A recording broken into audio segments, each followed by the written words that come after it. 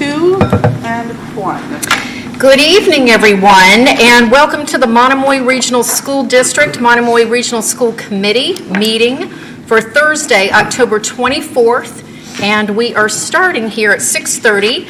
This meeting will be broadcast to Channel 22, as well as live streamed and recorded to our MRSC YouTube channel. So I just want to call the meeting to order here at 6:30, and we have on our agenda our student representative, Jason. I think you're behind me. I am. Hello. So welcome. You may come up to the mic. Absolutely. Thank you. Get this all out. Make sure I don't mess up. You'll be just Okay. fine. Hello, I'm back here, second time. It's very exciting. Last time I was here was just before the pep rally, homecoming game, and homecoming, and I'm very happy to report all were successful. All were very successful. The pep rally was a really great time. That was the last block of that Friday, I believe, and it was the September 27th. And I got to participate in it very directly. I got to speak in front of all of the school, all the students for Hope Squad, which is a really important initiative we have here about suicide awareness and mental health education. Really happy that we have that program here, and I'm really glad to be part of it as their president. So, it's a very important thing, and it was really great to talk to everyone about it and to talk about it in front of the school. Very scary, but I did it. And then we put that right into the homecoming game, which was also very exciting. It was against Bourne, and we won 12-0, so it was really good. My brother actually is part of the football team, so he's very happy with that win. I heard all about it for a while. Then there was a homecoming dance, the theme Under the Stars, I believe, and I was able to get in, and really great night. I saw a lot of people. People just had fun, and it was a very exciting weekend overall, truly. Then we kind of transitioned more into October. So October has been a very busy month for the school. Been very exciting for both me personally and I'm sure everyone. We started off with, on the 5th, there was the Latinos in Cape Cod event. That was held by many different groups, I think it was Amplify POC and a few other groups, and it was kind of heavily directed by our Spanish teacher here at the school, Claudia Barbeo, who I called Profe back in 10th grade Spanish, which is kind of crazy to think about because I'm a senior. But it was, from what I heard and from what I saw from the many videos that were posted, a really great event promoting the diversity and the culture of both our school and of the world at large. And I know that a lot of people had a really, really great time. And I know that she and all the other organizations that put work into it really did an amazing job overall and really helped show that this school is open to everyone, for everyone. Then we kind of get more into October. The GSA here at Monomoy is celebrating LGBTQ History Month by, for the most part, on the morning announcements, highlighting different queer and LGBTQ icons throughout history. People who either made a difference in LGBTQ acceptance or were maybe at the time closeted but are seen as inspirations for many to this day. And then we actually have some big sports news this month from what I have collected. Boys golf finished second at the D3 state championship. And sophomore Hank Brown, I don't know if I'm allowed to name names, but he was a pretty big one. He finished third overall and qualified for the New Englands, which from what I understand is big. I don't really understand golf, but I understand it's a big thing, so very exciting. And then we also had two students of ours be the September Scholar Athletes, senior Lucy Bates, who is a really great person, probably one of the best in my grade. She's really nice. And Sean Needham, who is a junior football player, very hardworking, has a really great work ethic. Then there's also the Animal Welfare Club, which is ran by Lisa Forte Doyle in the school, English teacher, and they are collecting donations for the pets affected by Hurricanes Helene and Milton down south in the North Carolina area and everywhere else that was affected. They've been a really big club throughout all these many years, and it's really great to see that students and her are putting in a lot of effort to try to just help communities that not just are our own, but outside of our community as well. The class of 2026 will be hosting a costume dance at the middle school, from what I've heard. That's cool. I'm not part of that grade, but it sounds really cool. I know that they've done that before, and I think it's really important to have dances and social events, whether for the high school or the middle school, to really let students, just have a little bit of fun. See school as more than just a place to learn, but as a place to grow and connect and become social. And I think that those dances, whether they are just costume dances, they're homecoming, or even when we get to prom and stuff, they're really big and sometimes important events, and I'm really happy to see that the junior class is taking that on. Also, rather recently, back on October 9th, Sanskrit, which is the creative writing club here at Monomoy, and I am also part of it. It's a really great, fantastic community of writers who just, love having a little bit of fun writing, and really expressing themselves. But we went on a field trip to Pleasant Bay, where we were able to just write about what we saw, kind of took in the nature, took in the experience of being there, and just having a little bit of fun writing, I was able to read many of the pieces that came from it, and let me tell you, we have some really talented writers here at the school, some really creative people here at the school, and I'm sure in this district as a whole we have genuinely some of the most creative people I've ever met. It's just so impressive. I'm always blown away by it. And then later this month on Halloween, Sanskrit will also be traveling on a field trip, this time to CES and HES for their yearly autumn, fall story reads that they do to different grade levels, usually between kindergarten and second grade. And the kids always love that. They love seeing the high schoolers come in. We create our own stories, we write them, we illustrate them, and we read them for them. And they always have a really fun time. And my first time was going last year, and I'm just thinking back to it right now. It was really special, I have to say. Because seeing those kids just light up, when you bring this book that you made yourself and you wrote yourself, and they're having so much fun, and they get so involved in it, and it was just such a special experience. And I'm honestly so grateful that the school and that Miss Doyle has opened that opportunity for us, and I think it's really cool to see that interconnectedness of our district. So I'm excited to go on that. I'm going on it again. We're a whole new story. Have my partner doing all the illustrations, and I think it's going to be a really great time.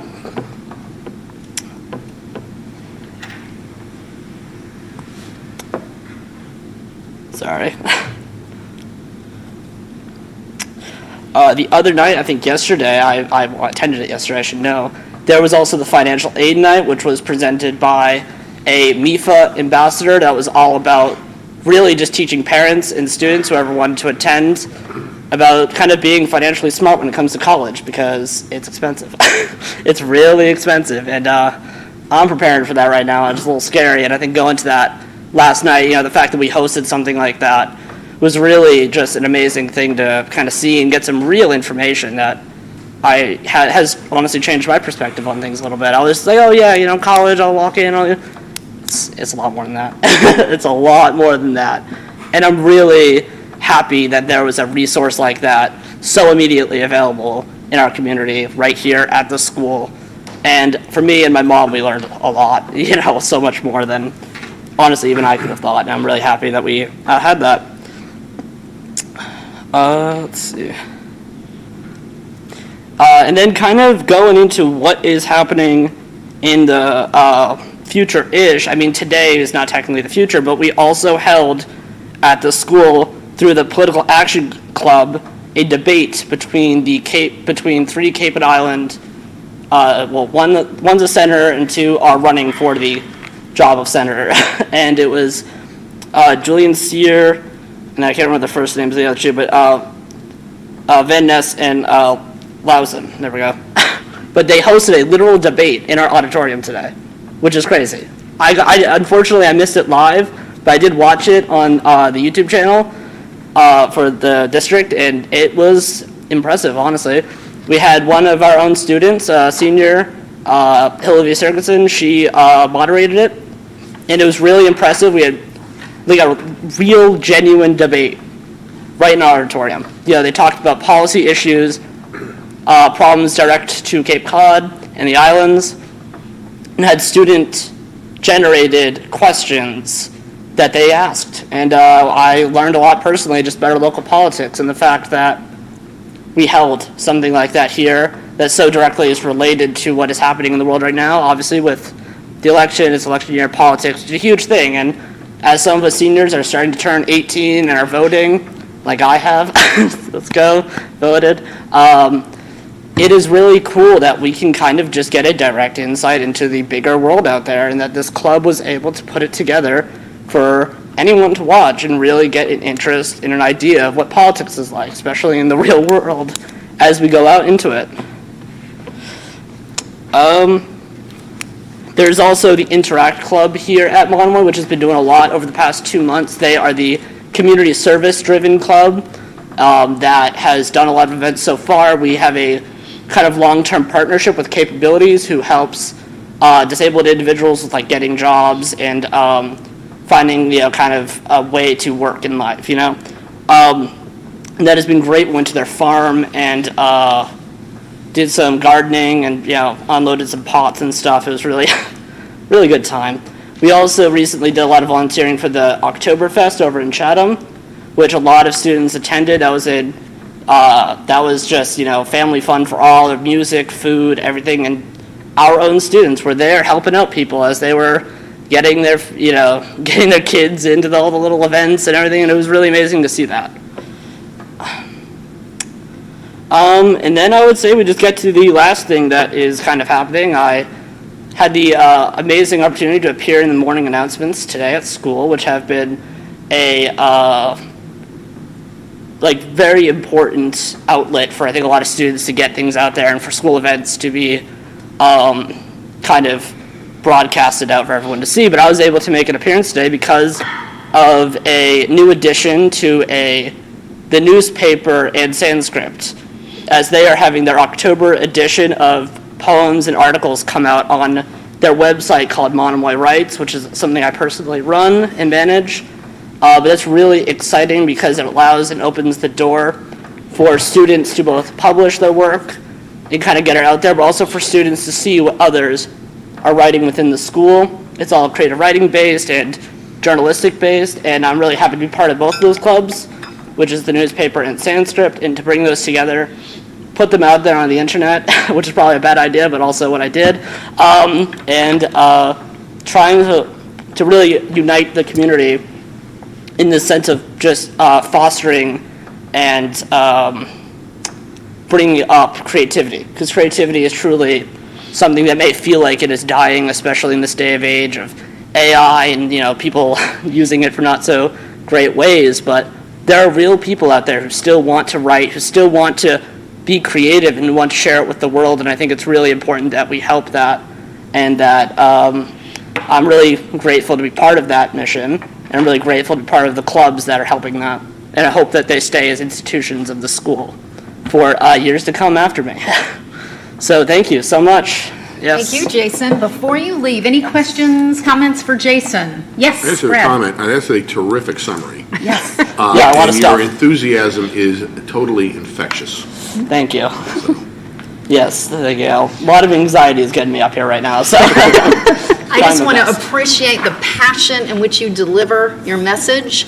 You, the students, are why we are here. Absolutely. So thank you very much. And I'm here for the students as well. Yes, Yes. I think Yes. it's very important that that I can be even just a small part of the voice for this school. I think it's so important that this is kind of run as a democracy and as everyone comes together to create a common goal. And I think it's really great that this opportunity exists. I'm very, very grateful to be here. And thank you. Thank you. Thank you you. very, very much. So we'll see you in a couple more Yes, meetings. Yep. Absolutely. Perfect. Thank Thank you, you. Jason. Have a good night. You too. All right, moving on to the next agenda item, which, did you have a question? Oh, I'm sorry. Oh, approval of minutes. May I, in your packet, October 10th, may I have a motion to approve the minutes, please? So So we'll take Second. Brad, and second, Meredith, thank you very much. Any discussion? Seeing none, let us take a vote to approve, please. Go ahead. Motion to approve, we've already got it on the floor, so do you approve? Aye? Aye. All in favor? All in favor, thank you. We're waiting for that. Thank you. All in favor? Aye. Anyone opposed? All right, seeing none, that approves. Thank you, Jackie. I'm a little rusty You're on welcome. this. Okay, you're going to be fine. All righty, so moving on to public comment. Anybody for public comment tonight? Seeing none, we will move into the agenda items, the reports and discussions. And we are going to just take one thing out of order. It's the Monomoy Regional High School debt refinancing. Paul, we're going to ask you if you don't mind going first. That'd be great. Thank you. I'm not going to be as enthusiastic as the last speaker, but I am coming here with some good news for the district. When I was interviewed 3 years ago, I did talk about maybe possibly redoing these bonds with the foresight that I knew that in 9 or 10 years they would be callable.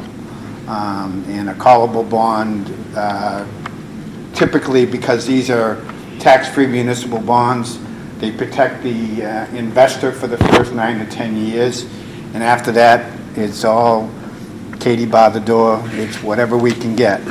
So I saw an opportunity with Michael. We talked to Hilltop, and they were, oh yeah, that's a good idea. They came back at first at about $750,000. We talked to Scott about it at that time, and then we did all the paperwork. Michael had to do yeoman's work to get an awful lot of the prospectus done, which includes all you guys' terms and number of students and what's going on in Chatham and Howard and so on and so forth. And then we put all that together. We talked to Standards & Poor's to get our re-rated again. We didn't like the price that they charged us for that, but Michael and I, we took that and we talked to them. We had a good meeting with them. And then we went to the bid market, and the market came back $250,000 more than we thought. Over $1 million, $67,000 for the next 15 years. The district will save on this building right here. So that is good news. And there's a ton of paperwork that has to be signed that I signed, and there's a motion that needs to be made to accept this. All right, so just real quickly, for clarity, Leah, this is another item, right? No, that's the same. That's yours, That's okay. the prospectus that Mike So put I'm going to together. pass this around. It's because you can see why we only printed one copy. If you just want to take a peek. Yes, it was emailed earlier, so you did get it, so I don't know if anybody needs to see that. All right, so we need to approve the MRHS debt refinancing. Could I have a motion, please? Jackie? I move to approve the vote of the school committee as prepared by bond counsel to the district and presented to this meeting, which vote, among other things, formally award the bonds to the low bidder determined at a competitive sale held on October 22nd, 2024, and establish the terms thereof. The formal terms of the votes prepared by bond counsel to the district and approved by this motion shall be incorporated in the minutes of this meeting. Thank you very much. A second, please? And Brad's seconding. Any discussion, any questions? My only question would, do we need to put the numbers in, or because it's saying as presented, I'm assuming it's fine? That is a good question. Let's, Michael. business manager, please? Yep. Thank you. So exactly the wording here is absolutely fine, as presented. Okay. So, and what it actually means is the wording that's included in the back just shows what will be submitted to the bond council. Yeah. Okay. I just want to check. Thanks. All right. And I don't think we had any questions, comments. All right. So we have a motion on the floor. All in favor? Aye. Anyone opposed? That will pass. There you go. Thank you very, very much. You're welcome. Thank you. Okay, moving to the next item, National Education Support Professional Day, which I believe is on November 20th, 2024. Cindy Gushy, welcome. Hi, I hope you'll be able to hear me. I'm going to make this short and sweet. one of my purposes is to educate the public, especially those people that are listening, as to what ESPs are. They are the education support professionals. And in your packet, you will find like really good short descriptions of what the 9 categories are. But these are the people that generally are the first people who see your children in the morning, and they're the last people who see your children in the afternoon. They're the people who feed your children, who clean the schools, who help educate them. And that's why we call them educators, because anyone who touches the life of one of our children in Monomoy is an educator. And that's really important. So I'll say the thing is, even just the simplest gesture to say thank you as a group instead of having to do it on everybody's day. To do that, I also was planning ahead and putting the dates for the next couple of years. And 2 other things that didn't make the fact, but I think they're important, is one is that's American Education Week, and on that Thursday is Educator for a Day, and asking community members to come in and be a teacher for a little while.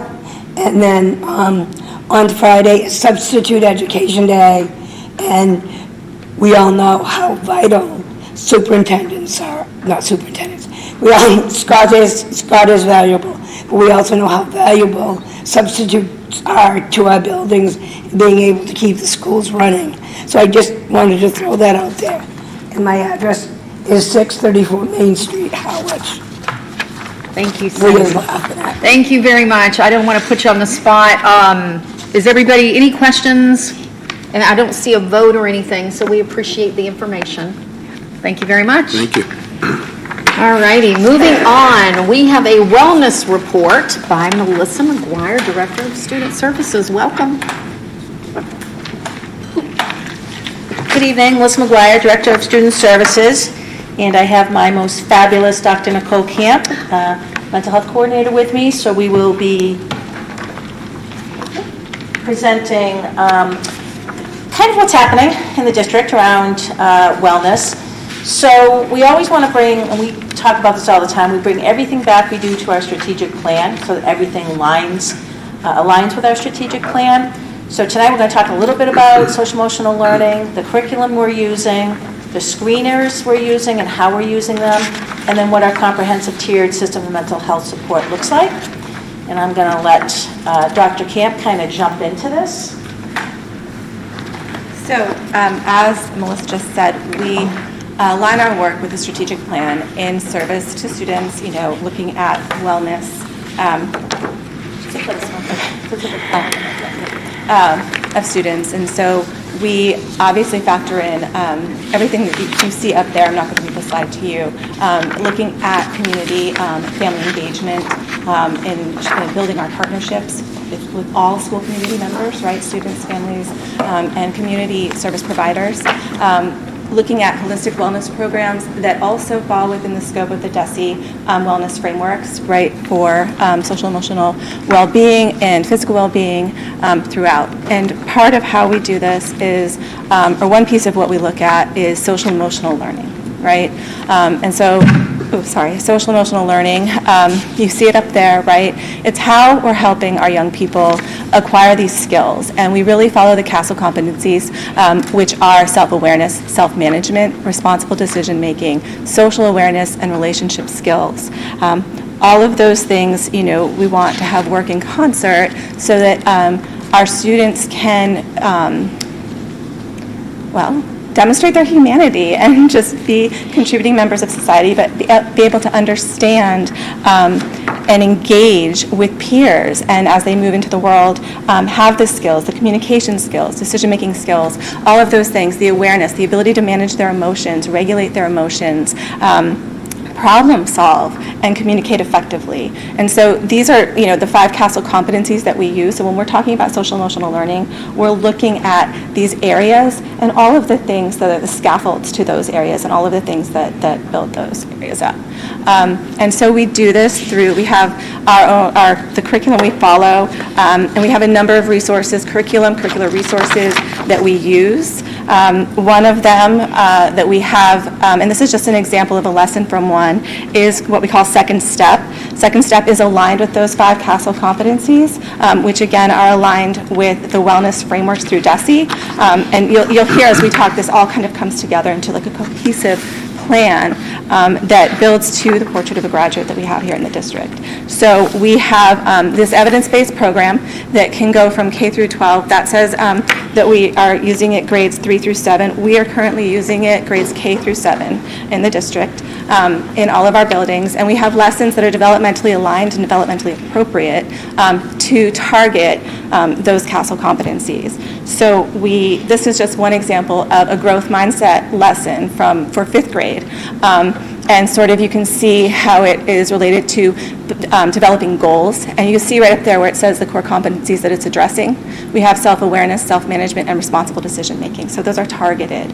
So there's direct, explicit instruction and the data support, the evidence support that we need direct and explicit instruction in these competencies. And we have social emotional, positive and pro-social, social emotional outcomes as well as academic and educational outcomes. So this, again, just one example, but we're looking at really how are we building our relationships, how are we managing ourselves across settings, how are we setting goals for ourselves and working with others to accomplish goals, and a number of competencies. Another tool that we have that we use, also evidence-based, is something called Botman's Life Skills Training. This also aligns, I talk fast and I'm really trying not to. Everyone who knows me knows that. Okay. This aligns with the DESE mandate for an anti-addiction mandate, right? So this is helping teach students not only about how to make healthy and safe choices for themselves around drug resistance, but it also works on personal self-management as one of the learning objectives and social skills. So again, clear communication. You can see how all of these are sort of aligning, right, with the work that we're trying to do. Then we have, these are 2 separate, you'll see on the left side, we have something called the HOPE curriculum. It's the Health and Opioid Prevention Education Program. This was vetted by our wellness team, and it was selected by them. We're using this for grades 9 through 12 based on sort of enrollment in a wellness class. We have, again, the BOTVIN for the younger kids right now, and we have a plan to roll out and implement BOTVIN with more grades as we go. Right now, we're doing it with fidelity in grades 3 and 4. We're looking at 6 and 9 for fiscal year 26, I think. And then they have what they call level 1, 2, and 3 boosters. So the current 4th graders will get a 5th grade booster. It won't be the exact same curriculum, obviously, but it'll be the follow-up to help support the skills and scaffold the skills as they move through the program. So this HOPE curriculum is being used currently, again, in 9 through 12. Key concepts for that are medicine safety, so prescription medicine safety and not misuse, as well as skills to make healthy decisions. Again, analyzing the data and the information presented to you and making that sort of pro-social adaptive choice instead of the more maladaptive unhealthy choices that kids can make. We also have something called Catch My Breath. This was chosen by the wellness team. It's a youth vaping prevention program that we're using in grade 8.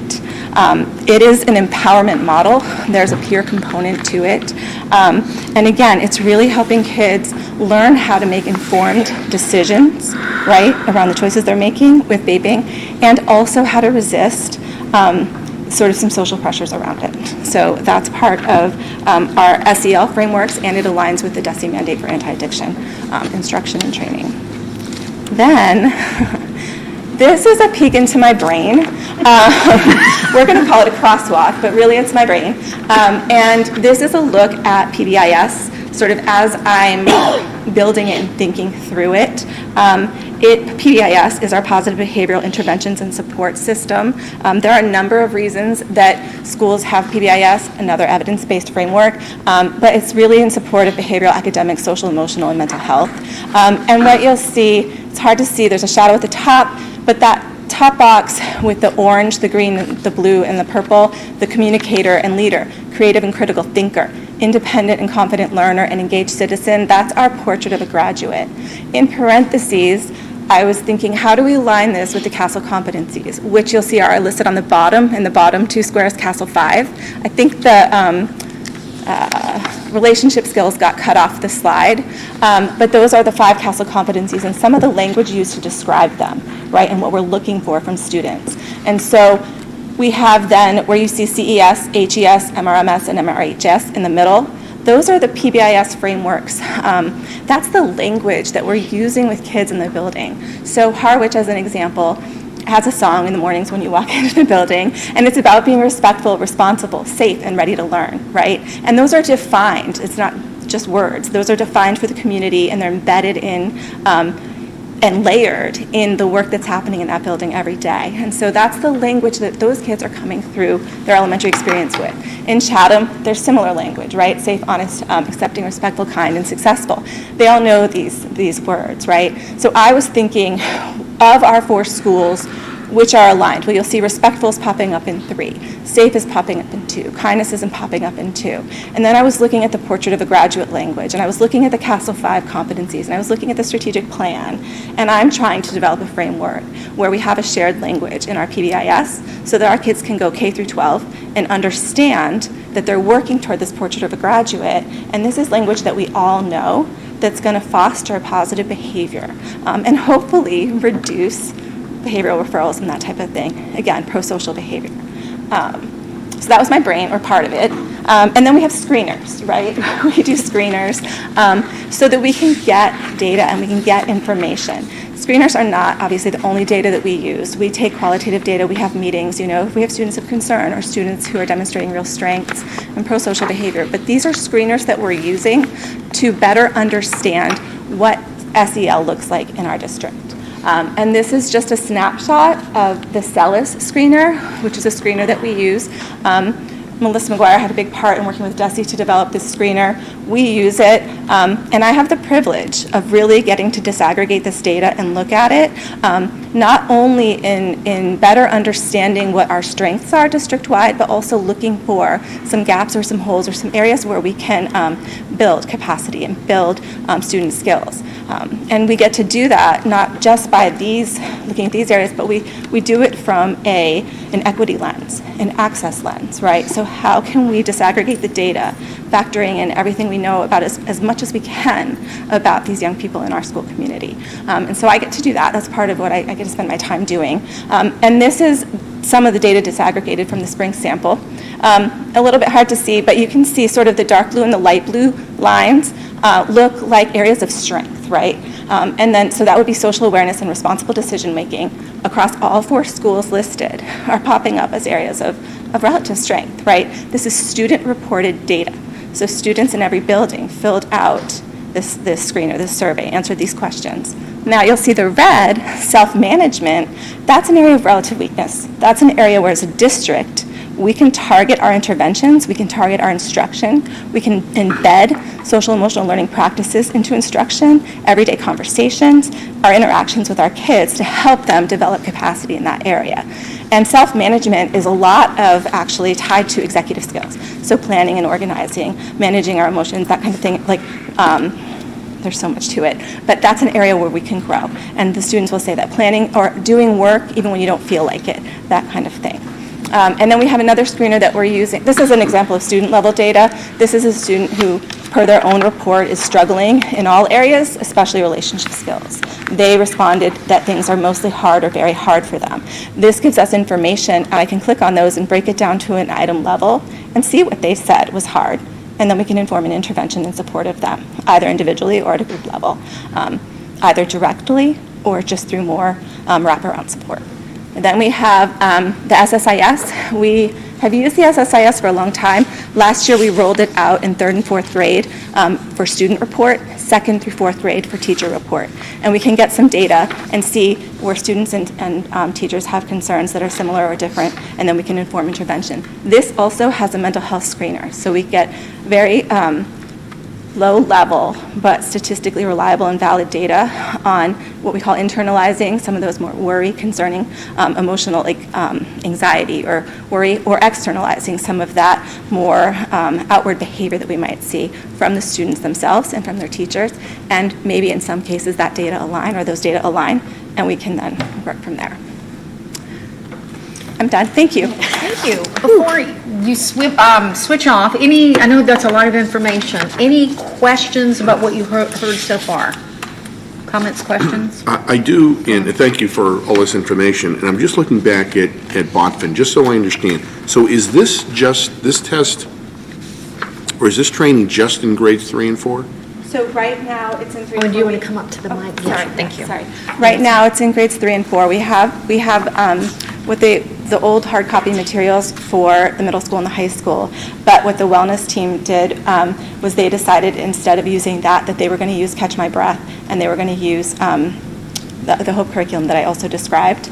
And what we're doing now, because we have disaggregated the data, the BOTVIN also speaks to self-management, responsible decision-making, as well as the anti-addiction mandate and information. And so that's what I was referencing, that we plan to roll out BOTVIN in 6th and 9th. So we do have that covered with the others that I So that described. will be rolled out into the other Yes, grades? and it's now, so not at the 3rd and 4th grade level. Melissa just got new materials for them, hard copy, but the middle and high school that we're going to use will be online, which is, it's more efficient.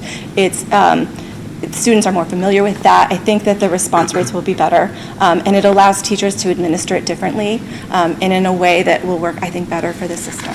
Okay, and then, just looking over on that page, and you talk about effectiveness, cuts tobacco use by 87, cuts alcohol use by 60. Yeah. What are those results, where are those results from? So there is a citation, it's from their actual website, there is a citation, and full So candor. just the results of going through this training on a aggregate basis? Yes, so compared to students who don't don't have do it, access to who it. don't do it. Those are the outcomes. Okay. The improved outcomes, yes. Okay, thank you. Meredith? Just a quick question. So for BOTFIN and second step, are the classroom teachers implementing this? Who's doing it? So Who's sharing this with our students? Great question. So BOTVIN, and it depends on the building, right? But Sure. BOTVIN will be rolled out by the wellness team. Currently, BOTVIN is rolled out by the wellness teachers at the elementary school. And it is taught, the Catch My Breath and the HOPE curriculum are taught through the wellness classes in the other schools. And there was part 2 to your question, and I forgot. Oh, second step. Sorry, second step at the elementary school, taught by teachers, and there's time allotted for that. And at the middle school, it's also taught. It's taught by everyone, and it's taught during the, I want to say advisory block, but I might be mistaken. It might be the seminar block. Seminar. Right. So that's when there's time allotted to that, and there's a scope and sequence, and it's broken down by that and by date. Excellent. Thank you very much. You're welcome. Thank you. All right, everybody good? All righty, thank you. And then Mel? So just as a reminder, we are required to provide anti-bullying curriculum and anti-addiction curriculum. Second step is an approved curriculum that satisfies that, as is BOTVIN. So just to make sure that was clear as well. Also, the cool thing that Nicole gets to do is there's a beautiful data collection mechanism on second step that actually drills down to every teacher, every lesson that is provided to our students. So that's a really nice way to also support teachers. If they happen to be struggling with a lesson, that she's able to go and coach and support them as well. So, all right, so my turn. So in terms of screeners, one of the things that we looked at really seriously is our ability to conduct a threat assessment for some of our students. So we're in year 3, I believe, of using what's called the CSTAG, the Comprehensive School Threat Assessment. It's Navigate 360 is the vendor that we use that provides yearly training to our teams and to our staff. Right now we have currently 33 staff members all across our buildings who are trained, including our resource officers. We have 6, it's not 7. We have 2 that will be trained in level 2, and Nicole is now certified as a level 2 trainer for our threat assessments, and we have 6 folks who will start this week for this training. This is really helpful for us because when we're doing a threat assessment on a student, it's twofold. One is, are they a danger to themselves or to others? And then there's another component to the assessment, which is suicide. So in terms of, is there a risk for that? What it really does is it drills down into very clinical questions as to get to whether or not a student is in harm's way. and what do we do next with that, those data follow that student. So when a student goes from building A to building B, we're able to follow and track and look back and see, has there been a situation where we needed to do a threat assessment? So we're able to keep really good tabs on students who might be in crisis. So it's been a great program that we're using. The other thing we do, and I showed this a few years back, and since we've had the mental health coordinator, thank you so much. It's certainly been amazing for me to have Nicole here. But there's this assessment program for your district's kind of mental health quality progress. It's called SHAPE. And we did this in 2021, and before that we did it in 2018 when we started, those of you who were here, we had a behavioral health committee, and we use this.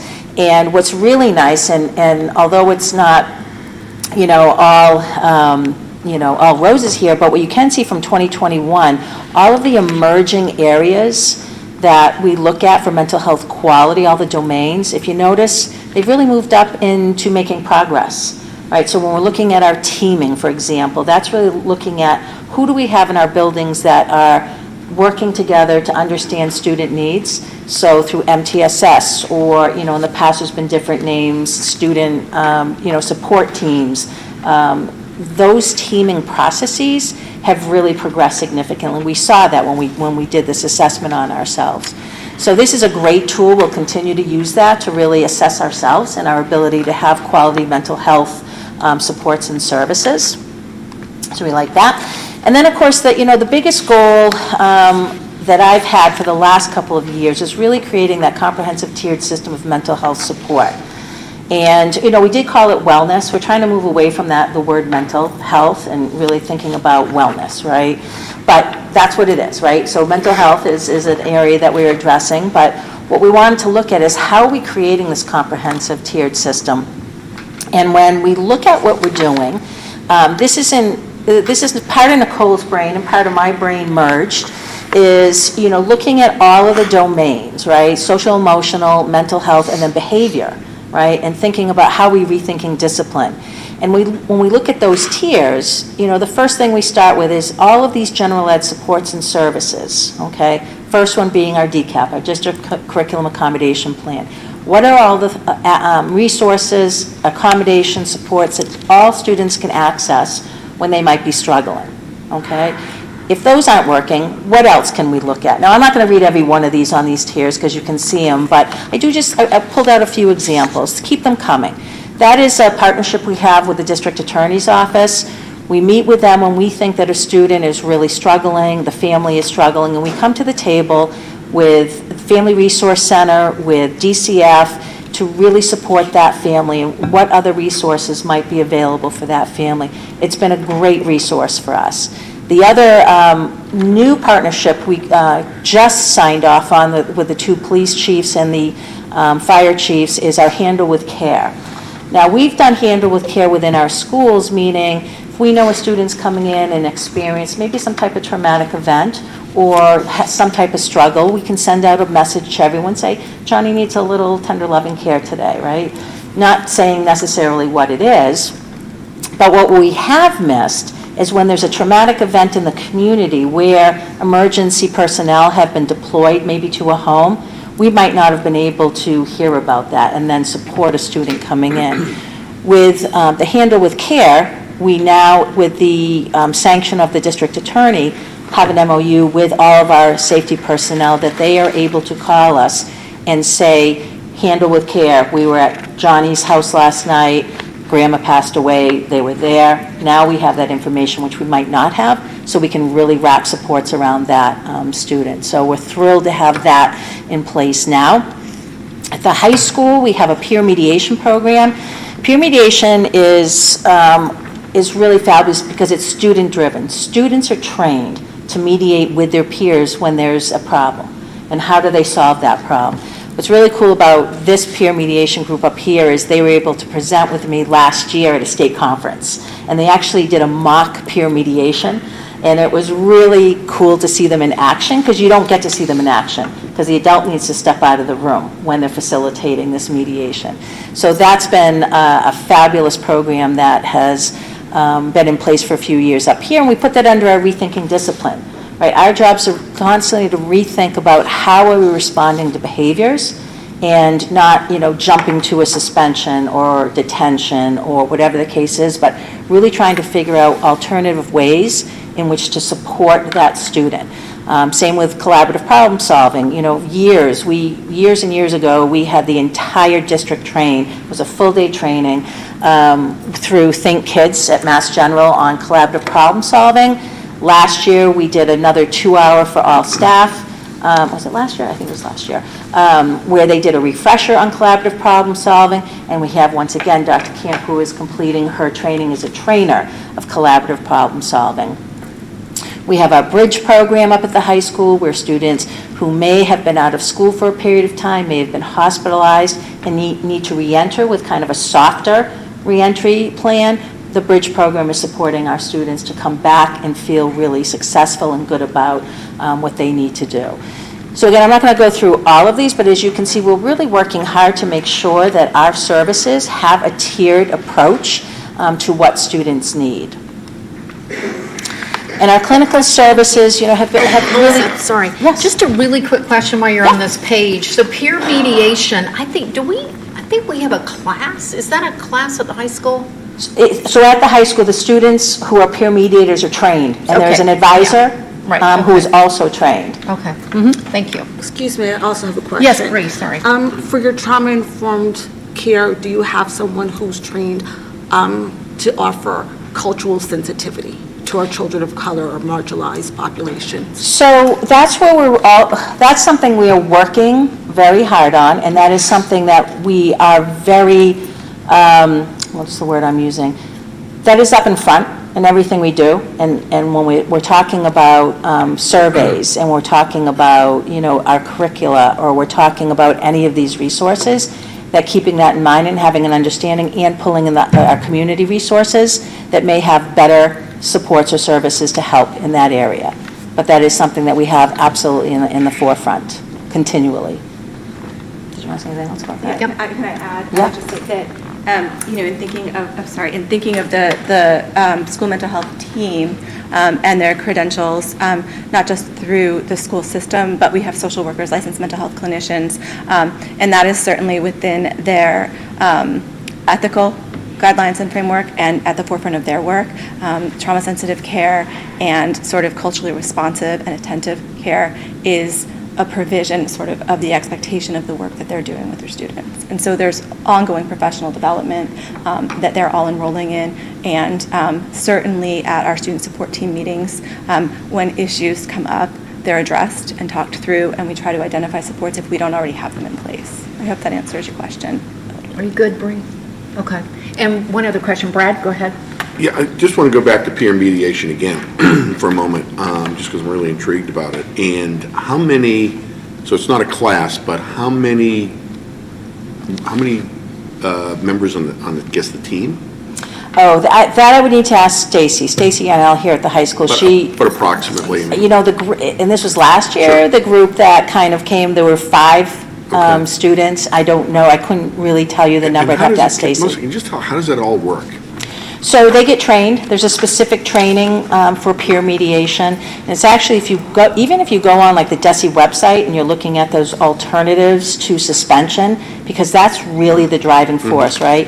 Is really rethinking discipline and what are some of the ways. And looking at the research, that peer mediation is a very effective way in which to problem solve with peers, your own peers. But having somebody, one of your peers, facilitate a conversation and then facilitate how are we going to handle this? What are we going to do next time? Is there an agreement amongst the 2 parties or 3 parties or however many are in that mediation as we leave this classroom? And then, of course, the advisor is always available to support them, but it is without an adult in the room that they are facilitating the mediation. Okay. It's a very cool program. Sure is. Yeah. Are you good? Yes, ma'am. Just one quick question, staying on peer mediation, maybe it's a Stacy question. How are the students selected? Is there a process? So that definitely is a Stacy Okay. question, and we can actually have Stacy come, because they could even come to a demonstration, because let me tell you, people were floored when they saw Okay. them facilitating it.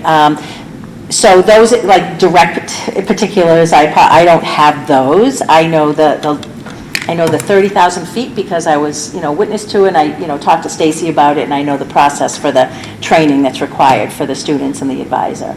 But we can have Stacy come. That would be Madam good. Vice Chair, that would be great. Yeah, that would be good. Thank you. All right. So kind of moving into our clinical services, definitely has grown over the past couple of years, but district-wide, we have our mental health coordinator, and then as of this year, we have a full-time board-certified behavior analyst. I thought she was busy when she was part-time, and she's more than busy full-time. So we're very fortunate to have her. At CES, we have one school psychologist. She kind of plays a dual role as a school psychologist and the counselor in that building. HES, we have a school psychologist and 2 counselors. At the middle school, we have a psychologist and 3 counselors. And at the high school, we have a psychologist. We have 4 grade level school counselors and 2 additional school counselors. So we are very fortunate, and they are very busy in the work that they're doing. And please note, what has happened is the different names for, like, adjustment counselor, guidance counselor has moved to school counselor. So you don't see guidance counselor anymore, in case you were looking for that. So the 4 folks at the high school that used to be called guidance counselors are now school counselors. One quick question, I apologize. So when we say school psychologist, is it more like how involved is the psychologist in the mental health? Because I know for a while they were running a lot of tests, right? So the primary job of a licensed school psychologist is evaluation, okay? However, with their training, they also provide direct services to students. But one of the things that we looked at clinically moving forward is really to try as much as possible to have the school count, whether you're licensed as an adjustment counselor or social worker, whatever license clinically you come under, is that we were really trying to differentiate the school psychologist role and the counselor's roles. So only because the amount of evaluation that occurs in a building is significant. So when you think about the 300 plus students we have in the district that are receiving special education services, it's a lot of evaluation. And we needed to focus, and we needed to be able to have counselors who were available for students. So for some of you who've been around a while, you notice that there has been an increase, right, in the counselors in each of the buildings, so that they could directly work with students. So, but as I said, the CES one, she has a dual role. She does both. She does the testing, and she also does the counseling. And then some of our other psychologists, like, I'll give you an example. At one of our schools, I had asked a psychologist who happened to know the students to be able to run some groups for the students that were experiencing a little bit of sadness. And so that happened to be a good match for that psychologist. So yes, we use them in all the capacities, and sometimes it's all hands on deck, for not just our counselors, but our psychologists as well. Okay, and then additionally, clinically, in all of our schools, we have programs now to support students' mental wellness. At our Howard Elementary, we have the SURF program, which is Social Understanding and Real Feelings, and that's run by Sue Ash. She's new to us this year. At the middle school, we have the TIDE program, Teaching Independent Desired Emotions, which is run by Shauna Ferreira. And then at the high school, we have our SAND program, Students Achieving New Directions, run by Jennifer Coyner. So we've really, over the years, built capacity to support students that have more social, emotional, mental wellness needs. And so we're really very proud of those programs. And then overall, here is our team. So I would be remiss if I didn't, of course, they're going to kill me tomorrow, just understand that. They're going to kill me tomorrow, but I thought it was important for our team to be shown here. And that is that part of the project. I do have one more report. But questions? Yes, questions before we move into the next piece? We good? All right. All right, thank you so much. I appreciate it. All right, and the next report, this is going to be brief, because you know how much I love being brief when I do my presentations. Last year, I sent out a survey to our students, to our parents, and to our staff. And it was actually a capstone project I was doing in a leadership program I was in, is really to gather information about, were people aware, people meaning our students, our staff, and our families, aware of the supports and services available in school and in our community. And so I asked a host of questions, and I asked basically the same questions of all the groups, a little tweaking, for students and families and our staff, but basically they were the same questions. So what I really want to, I'm focusing more on the students, because everything we do is in thinking about what do students need and what are they telling us they need. So I was actually pretty happy with the number of respondents. We had 76 students that responded to the survey, and we only did it from grade 6 to 12. So honestly, I'm pretty impressed with the fact that that many students responded. We had 43 families and 53 staff that responded. And I only put this up here because I thought it was interesting. The students, the 7th graders were the highest respondents. I thought that was really interesting.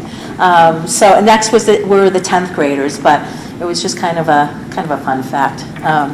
So when we asked the students who you might go to if you're feeling unsafe in school, and they could choose as many as they want, here you can see they really chose a host of folks that were in the school, including the principal and assistant principal, and teacher. Teacher was the largest response, and that made my heart feel really good, because that means teachers are doing what they need to do for kids and making them feel safe to, in fact, be able to go to them. And then, of course, our counselors. The others were the kind of the group on the right. And, one which was really cool, the 20 were specific teachers they named. So if I had kind of combined the teachers and those other 20 respondents, that would have been a pretty large rate right there. So that was really neat. And only one said not sure, and two said no one. And so and again, those two, and if you don't have, that's our job, to make sure that students have somebody they feel they can go to. So here's where it gets, for me, really important to understand, are you aware of the types of mental health resources available at school? So 68% said yes, and that's great, right? But I don't look at what's great. I look at those who don't know, right? And that's what's important to me is, you've got unsure and know at 30%. That's 30% too many that don't know what resources are available to them, right? So we need to work harder at that and figure out how can we ensure that they do understand what resources are available for them if they're not, if they need support, if they're feeling sad, or if they're feeling anxious, or whatever they're feeling, that they know who they can go to.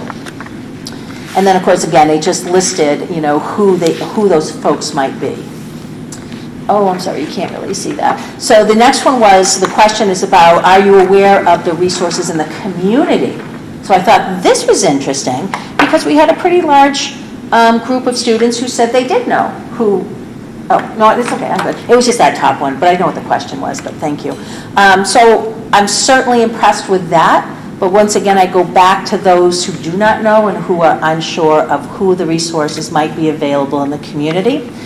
I thought it was great that students knew the new line that they could call. I thought it was great that they know that there are therapists and counselors in the community.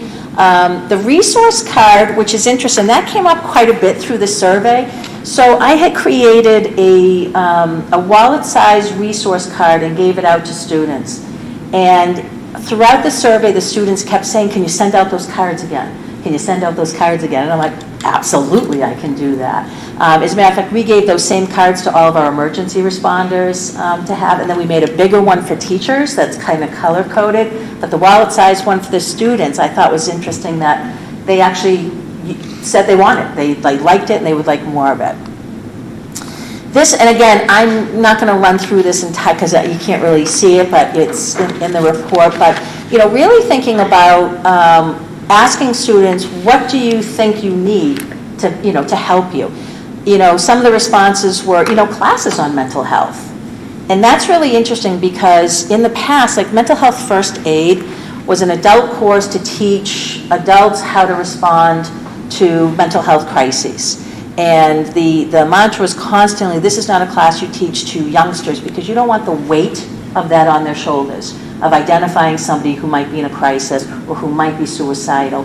And so it's flipped because mental health first aid now has a teen mental health first aid course, right, that you can use. Right now, I believe Martha's Vineyard is the first that is implementing as part of their curriculum.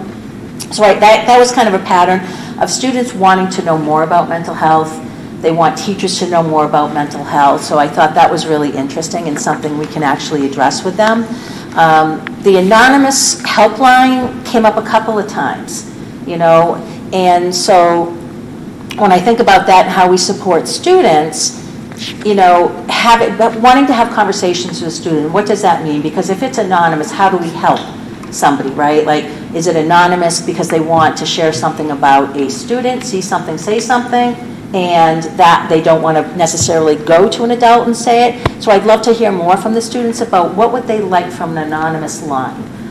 So I thought that was interesting because that came up a couple of times.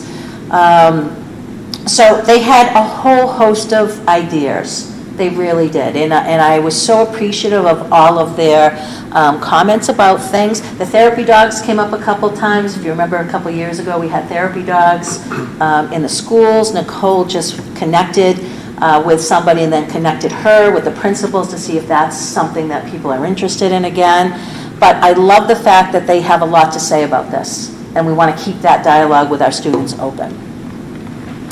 So the parent results, these are really quick. I only put just a couple of slides because, again, you have it in your report, but, are you aware of the types of mental health resources available in school? So, again, I'm really bummed, right, because that we have a lot of folks that do not know. And so we need to be better about communicating, making resources available that are easier to access or understand that we have available in our schools, who they should contact. And right now, when I looked at our website, and I have it, on the student services, but websites, you have to drill down to things. And so talking to Joy, we talked about we've got to figure out a way to not make it so overwhelming because the information is endless on the types of resources available. So how do we get to our parents information that's important to them to understand what's available, not just in our schools, but in the community as well. Because if you look, it's really not that far off, right? A few more knew what was in the community, but it's still those numbers of people that don't, we want to make sure we get to them. And same with the staff, we asked the same question, are they aware of the types of mental resources available at school? And again, I've got a good chunk of staff that do not know necessarily all the resources available.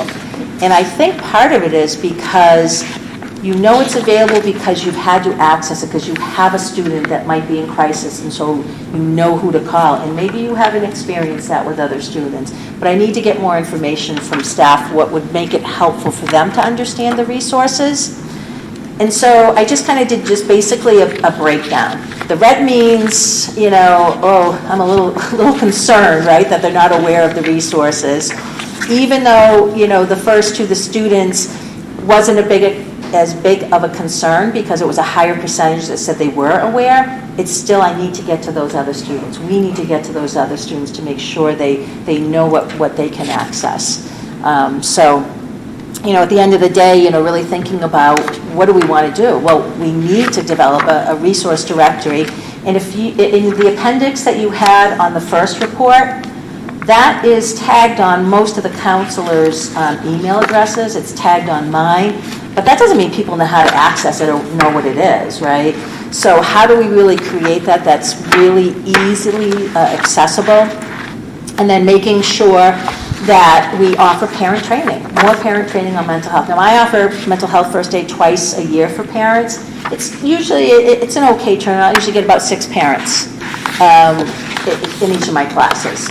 So when I say that, because I know parents struggle, with daycare, they're working, we know that, right? So how can we make sure that there's opportunities available for them for additional training, because they're asking for it? How do we give it to them that's accessible? And then, of course, more communication to our staff, and then more communication to students, because they're saying it loud and clear. We want to know more about mental health.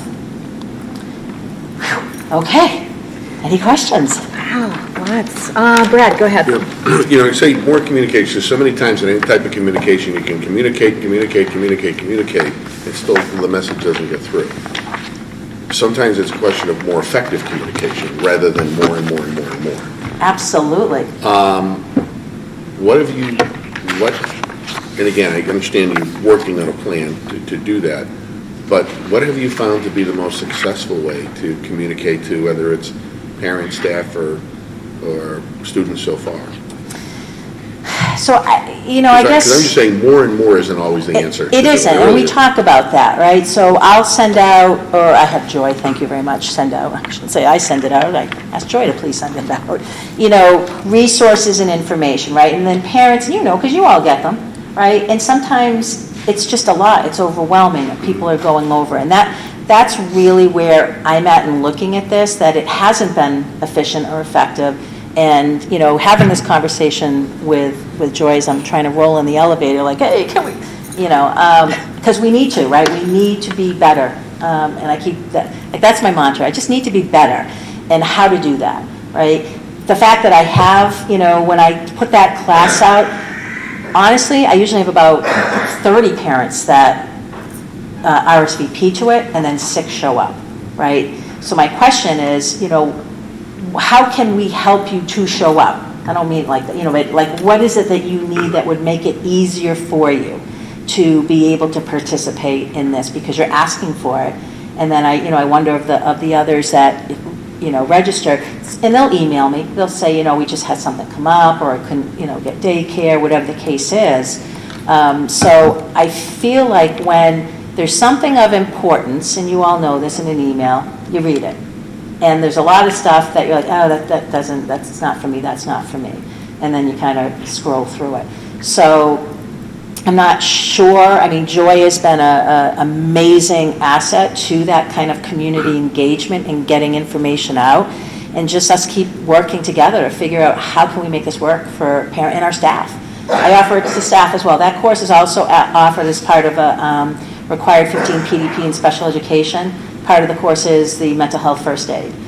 So I teach that first, along then with the other special education components. And I usually have a lovely turnout for that as well.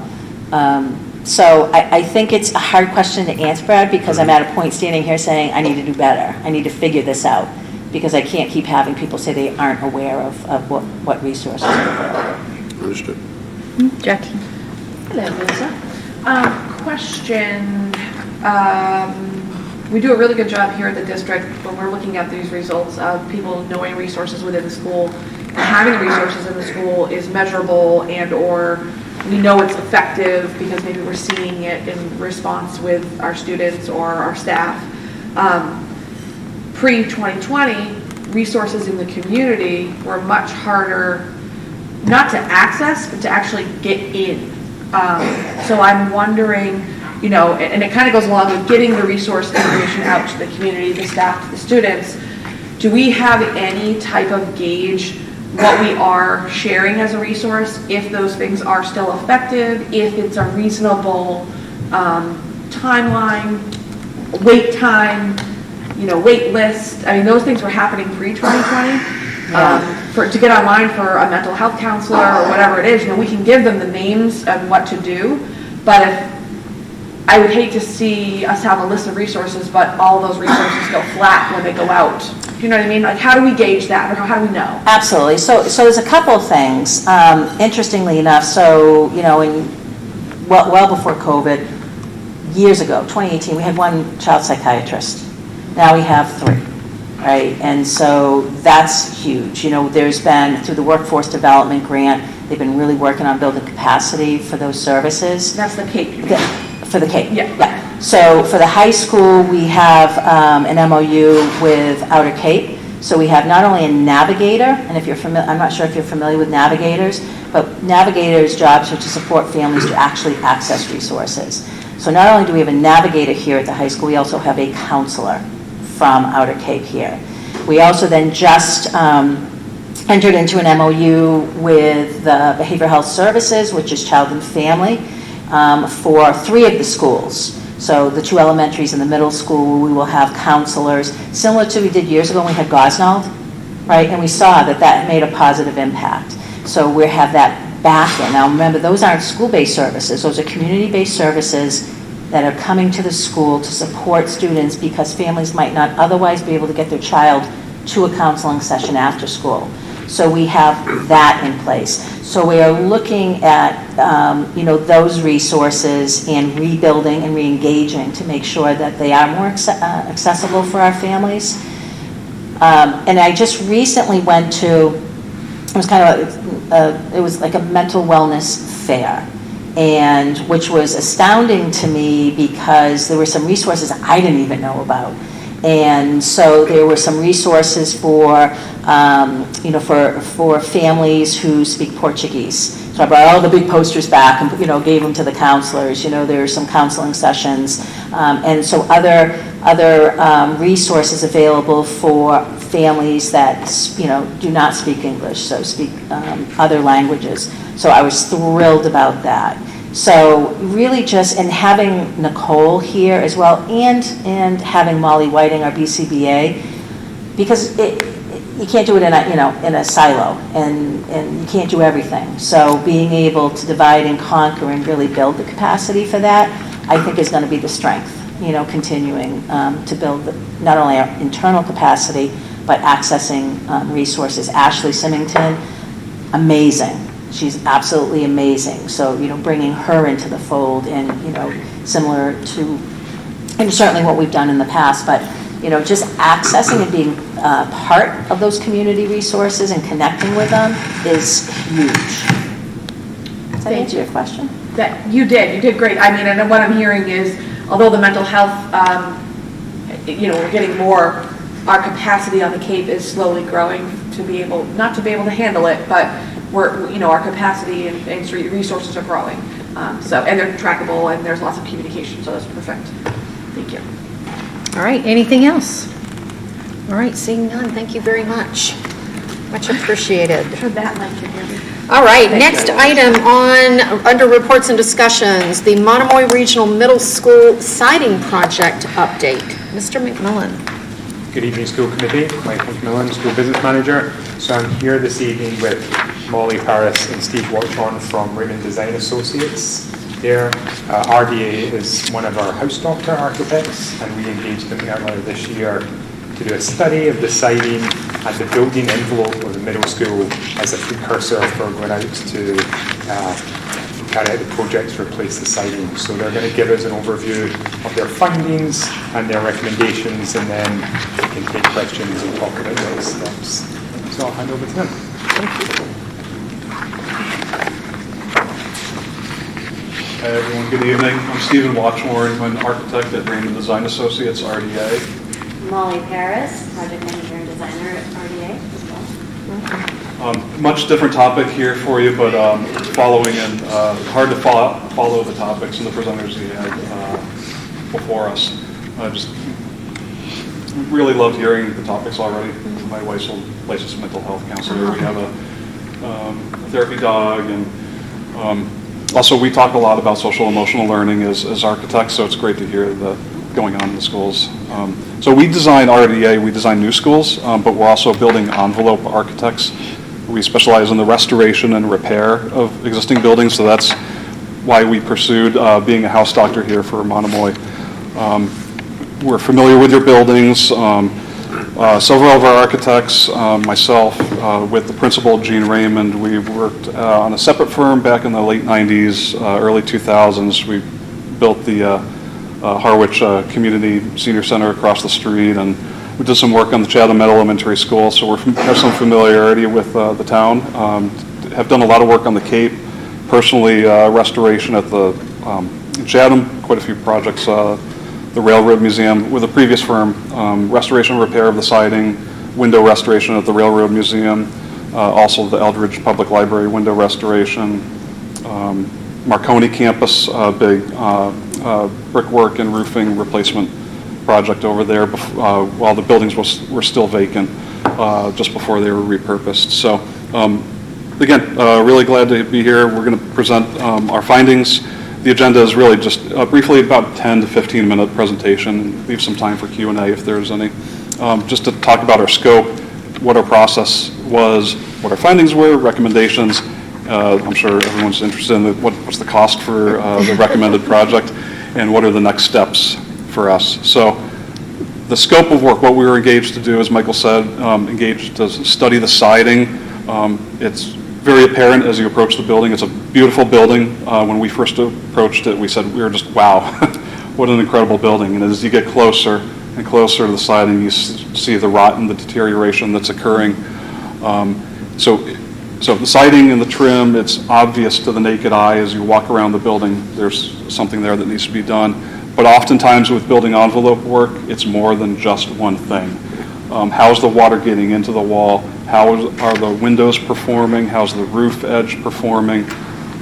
What's the condition of the substrate materials behind the siding? So we want to do some investigation of what's the condition of the siding, the sheathing, the air barrier behind it, how to manage the water to prevent this from occurring in the future. So, and then, all of this relates to interior air quality. You need to have a healthy building envelope to have healthy interior air quality. So we did, it was not just RDA, we had some engineers and some consultants on our team, one of which is Vertex. They helped us with their expertise and tested for suspect hazardous materials as we made some cuts into the building. We looked at the roofing and flashing and windows, like I said. So I'm going to turn it over to Molly about just, maybe 10 minutes or so to just go through what our findings were, and I think you have the slides in front of you too. Right? Great, thank you. So as Steve mentioned, we're looking on the surface. When we all from RDA approached this building, we thought this is really beautiful building. It fits the local Cape style. It's attractive. There's plenty of daylighting. Has a lot of charm. And as we get a little closer, we can start to see some evident decay, extensive lichen growth, which is the green moss there, soft stained shingles, and severe rot to the point where the substrate is exposed, and we can see behind the trim. This is kind of a summary photo that I like to use here because it encompasses all of the superficial issues that we can see. First, we can immediately see loose and missing shingles, again, the lichen and mildew. We have rotted trim. We have cap trim at the bottom there that was intended to serve a purpose that's missing because it's rotted out. We have worn and peeling paint. We have evidence of water infiltration. We have staining under the windowsills, and you can see beneath that round window, the shingles are actually buckling. That tells us that water is getting in there and behind the shingling. And then again, as Stephen mentioned, we look at the interior because the interior tells us a lot about whether or not water is getting in. We have evident water damage to the finishes, stains and leaking. Stains from leaking, and you can see that windowsill on the bottom left is rotted to the point where it's flaking apart. It doesn't, I guess it's a little faded on the big screen, but the suspected mold growth underneath the window, we call them the window stools in the interior, is a sign obviously that there's humidity within the wall. So in order to verify our suspicions that we can observe from the surface, we perform test cuts, and that way we can identify and try to assess where the water is coming through. And so these are photos of test cuts that we performed. You can see stained plywood, meaning that a lot of water is getting through the system, the actual shingling, behind the building wrap and beginning to damage the plywood sheathing itself. One of the biggest things about this picture is that there's no window flashing. So what we would expect is and modern standard building technology, we have some kind of flashing, some kind of tape around those window openings. And here, the air infiltration barrier is simply tucked in, and we actually didn't observe any caulking, no backer rod. So essentially, that is, we believe, the primary source of this leaking.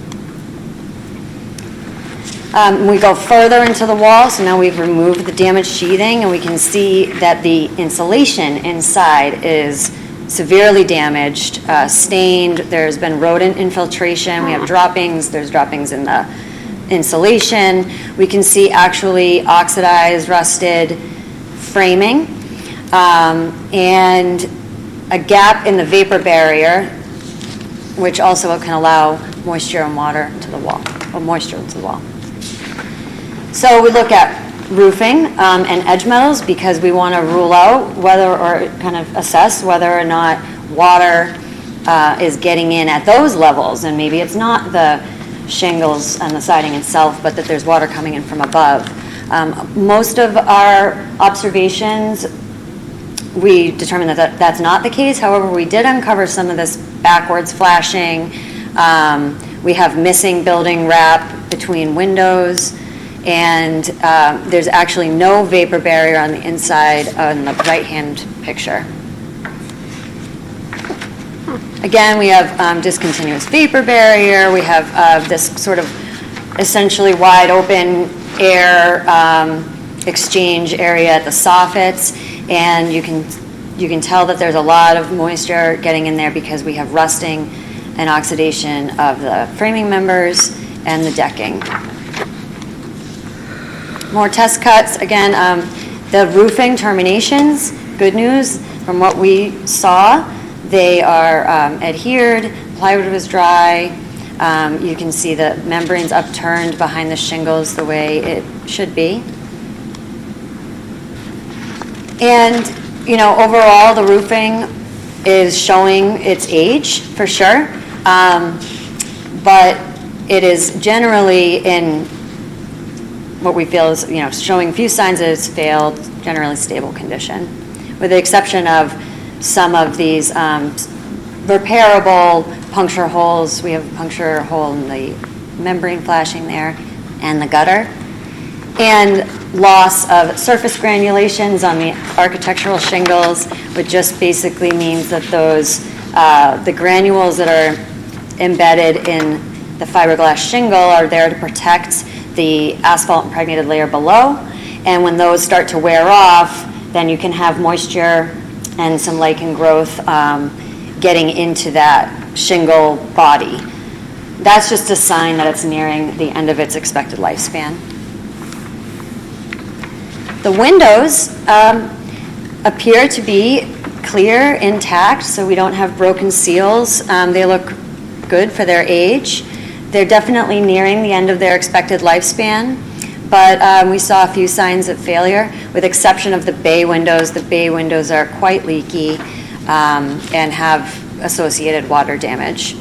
We also have deteriorated sealants around the windows, which is not surprising. I mean, they've been up there for several decades and have a shorter lifespan than the windows themselves. We looked at the foundation, again, to see if water and moisture is infiltrating in these areas. We did not observe any major foundation problems. We did a test, actually a few test cores. The photo is an example of one. The slab appears to be in good condition. But there are a number of areas of concern with the downspouts, like not connecting properly to below-grade drainage, water not being pulled. The bottom left shows a splash block that's misplaced, but that's in an area where the water is not being directed far enough away from the building, and you've got your shingle line right there against grade, so that can begin to add moisture to your wall system. And then staining caused by a number of condensate, for the air conditioning lines, the condensate runoff, which due to interior conditions, this condensate is kind of always dripping, and it's just beginning to stain and will eventually wear away and damage that concrete.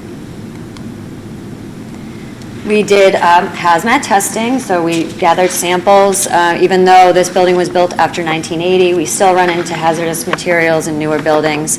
Good news is, no asbestos was detected in the samples we took, and no lead was detected in the samples we took. Okay, drum roll, recommendations. New siding system, siding replacement. We recommend demolishing all of the existing siding and wood trim down to the plywood sheathing. We're talking about the building wrap and everything down to the sheathing. We include some plywood sheathing replacement where it's found to be damaged. We just don't know how much that would be, so that is an allowance is embedded in the cost estimate. Again, same thing with the bad insulation. And our goal is to flash and trim out the windows so that they can remain without undoing the siding work. In the future, say in 5 years, you want to do a window replacement, that window is easy to pop out and put back in without compromising the new siding work. And then, again, incorporating some roofing repairs and some foundation repairs, light fixtures, we can upgrade them to more efficient fixtures, new downspouts, all in that holistic approach to preserving this building envelope in this great building. We're looking at siding options. So the cost estimate is based on natural cedar shingles, sort of replacing in kind. But we also are looking at polymer options that may work perfectly in lieu of cedar shingles and without, and seeing some cost savings in that.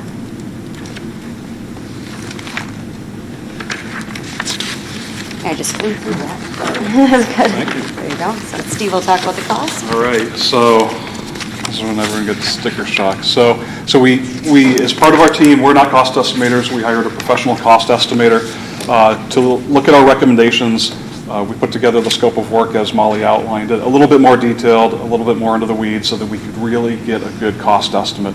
We haven't done any design documents yet. We haven't put together specs or details, so this is a very rough feasibility study. And so the cost came in, just under $5 million for construction costs. That's what you would be paying the contractor. Typically for projects like this, then you got to hire the architect engineers to put out the plans and the specs to go out to bid, and then competitively bid the project. You typically have an owner's project manager that you would hire. These are additional fees on top of the construction costs. You also want to build in a construction contingency. So Molly said, we don't have X-ray vision. We don't know exactly how much sheathing is going to have to be replaced, but we're assuming, I think, 40% in the cost estimate. When we open up the wall during the work, there may be more. So you build in a construction contingency to safeguard advertising, printing costs. So with these soft costs, our estimated total project cost is approximately $6.3 million. We understand this is our recommended budget to the district for this project, total project budget. Understanding we probably don't want to go back to the well and ask for money in the future. So we feel comfortable at this stage that this would be a good recommended budget to go with. And the other thing to consider is this is prevailing wage. It's limited to DCAM contractors. They got to come out to the Cape, so price is a little bit higher than when you would go hire somebody to re-side your house. And it's tricky. It's a school building, so this is not a summer slammer. You can't get this done just over the summer. We're going to be doing work on this building more than just the summer, so we have to look at doing work off hours. Typically, we haven't gotten to this level of discussion, but typically we'd phase the project. If there is some swing space, we obviously don't want to be disturbing with noise the educational process going on inside. So this really just increases the contractor's general conditions and costs tend to increase for projects such as this. So that's a quick overview of the cost. And the next steps is that we would, I just wanted to mention the phasing, why we're not recommending phasing is just based on our test cuts and our observations. The problems are so systemic and they are rooted in the original construction that it doesn't make a lot of sense for the district cost-wise to try to break that up and do a multi-year option. yeah, we wanted to be sensitive. We can't have any assumptions about how much you have to budget this project. So as Molly said, originally when we looked at this project, we thought about maybe phasing it to a couple of elevations at a time, bid it out separately. But as Molly said, it's so systemic and widespread, and it's reached its end of its life. It all needs to be replaced. So the next steps is really to put together the plans and specs for the project, the design, and put it out to bid. Our thought is to have that out to bid by the spring and have work start possibly as soon as June of next year.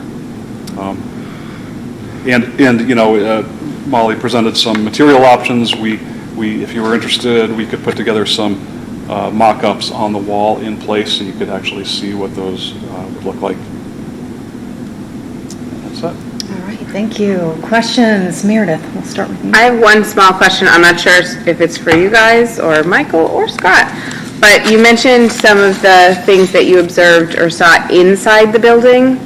So like the windowsills, things like that. Is that something that's part of this, or is that separate? I'd let Michael talk about it. It's not, replacement of all those window stools is not in the estimate right now. Okay. It certainly can be incorporated, but we had to sort of drop the line. Yeah. Sure. I'm happy to jump in. So this summer, we spent a lot of time going through and, we'll say it, running parallel to what was happening outside with the holes being bored into the building. And we were doing sort of, we literally had somebody come around and, measure moisture at every window around the entire building to determine, okay, what are the ones that are having the sills that are having the most issue. There are a couple of spots within the building that we were aware we needed to address. We actually had a contractor come in this summer, pull out those sills and replace it with a like a vinyl sill in its place, knowing full well that we need to go and address the outside envelope to go fully mitigate issues inside the building. But that would be separate. That's on. Yeah. So the most troublesome sills were dealt with this summer already on the inside, but we still need to do the outside to not have more other sill issues. Okay. You good? Brad, and then Jackie. A couple questions. First of all, what is the difference in cost approximately between the cedar and the polymer planks? I understand the cedar is better, but... Thank you. Oops. I think it's on the slide right now. So if you want to, Which one? Oh. if you want to read it off. Sure. Oh, go ahead. So it's on the slide. I don't know if you can see it in your handout. Is it the small box yes. on the bottom? The box on the bottom, yeah. So we priced out alternates. Again, we didn't know what the cost was going to come back, but we wanted to present these as options so you can see alternate number 3A. Yes, I'm trying to read it as well. Interlocking clapboards in lieu of cedar shingles. So that would be an additional $186,000. It's not. It doesn't swing the total. Oh yeah, there you go. So this is, so in the estimate of 6.3 million, that the cedar is included? It's with natural cedar, yes. Okay, so the polymer would be 186 left. Yep. And then there are a couple of options that are deducts, so certainteed cedar impressions would be roughly $250,000 deduct. It would be less than for each of those three options. Okay. Second question is, it's not included here other than some patches on the roof, but what kind of situation is the roof in? You said it's nearing the end of its life, and with a roof, it's always very disconcerting. It's what we call serviceable. So, yes, it's approaching its expected life. How many more years you think it has? We performed a lot of test cuts. So we had hired a roofer to go up there and cut cores in the roof. We typically find wet insulation with a roofing system that started to fail. Everything that we cut was dry. So we felt pretty good about that. But you feel that it's still reaching the end of its life, what's your guesstimate for? I mean, I'm not the expert. I understood. But replacing the roof is one of our priorities, and we have submitted our application to the Massachusetts School Building Authority to get part of their program, their grant program, where they would reimburse us for a portion of replacing that roof. So we submitted that for this round. They do a new round every year. We'll find out on October 30th if we've been successful. So we'll find out then. So life expectancy is on the verge, it sounds like. Yeah. So it's well past. It's interesting actually, so because we're not totally sure all the different ages of all the different parts of the roof, because there's multiple parts. But I think it's now, I can't remember exactly, I think it's like 28, 29 years old, which is above the threshold that normally gets funded by the MSBA. So fingers crossed to get into that program. But yeah. Are you good? Yes, sir. Jackie? I just want to follow up on Brad's question. So if we were to go with the polymer clapboard shingle panel option, it actually comes in less expensive. Am I correct? Because you're subtracting out the cedar teak impressions, the plank boards, the beach house shakes, and you're only adding the 186 542 for the other material. Actually, not quite. So the base estimate is if we're going with the cedar shingles, right? And then if we were to say, instead of cedar shingles, let's go with the composite interlocking clapboards. Actually, we were a little surprised to see that would come in higher than the cedar shingles, and that we'll investigate more and explore these options as we proceed. But then, so that would be its own standalone option. And then if we said, okay, well, in lieu of the cedar shingles, let's do this. The Certainteed Cedar Impressions is a shingle look polymer like panel. They actually look, sometimes they're indistinguishable from the real shingle. And so in that case, it's going to be $250,000 less than the base estimate that we're showing you. And same thing, so then it's like, okay, if you wanted to do CertaPlank instead, which is more of a vinyl plank board, then you're looking at $373,000 less than the $4,841,000. Okay. Yeah, and those then are alternatives. Alternatives, So the yeah. alternatives to the 4.8 million for the cedar, well, plus soft, the alternative to the 6.3, you can deduct 248 from that if you did the cedar impressions, or you could deduct 373 for, okay. And then I guess my question is longevity. So obviously, everyone does cedar shingles around here. That's what the look is. It's probably what the town wants. But for longevity, and given our weather and climate here, is it recommended if we were to push for doing one of the other options, would they last longer? What is the lifespan versus the cedar? So I know the Everlast clapboards, that would change the look, right, of the building because you're going with a clapboard style. But those carry a 50-year warranty. And the whole sort of, and I'm not advocating for any option, but the Certainteed Cedar Impressions, the reason that that product's catching on is because, like I said, visually it looks great, and it does tend to, at the end of its lifespan, it's not that you will get, you might still be at around like the 35-year mark for its lifespan, but it's not going to have the same systemic, structural sort of failure that a wood shingle has, right? So it might fade, but it's not going to tend to dislodge, and so I don't want to give you, an overzealous opinion, but I think that I think to deduct that from the cedar option, it's not like you're losing, it's not like it's a 20-year or 15-year siding. It's not thin vinyl. You're still getting a really great, durable product. Well, my impression is I would expect it to be more. So when you're putting any type of a vinyl product or polymer, I'm expecting it to be more than the wood shake on the side of the building.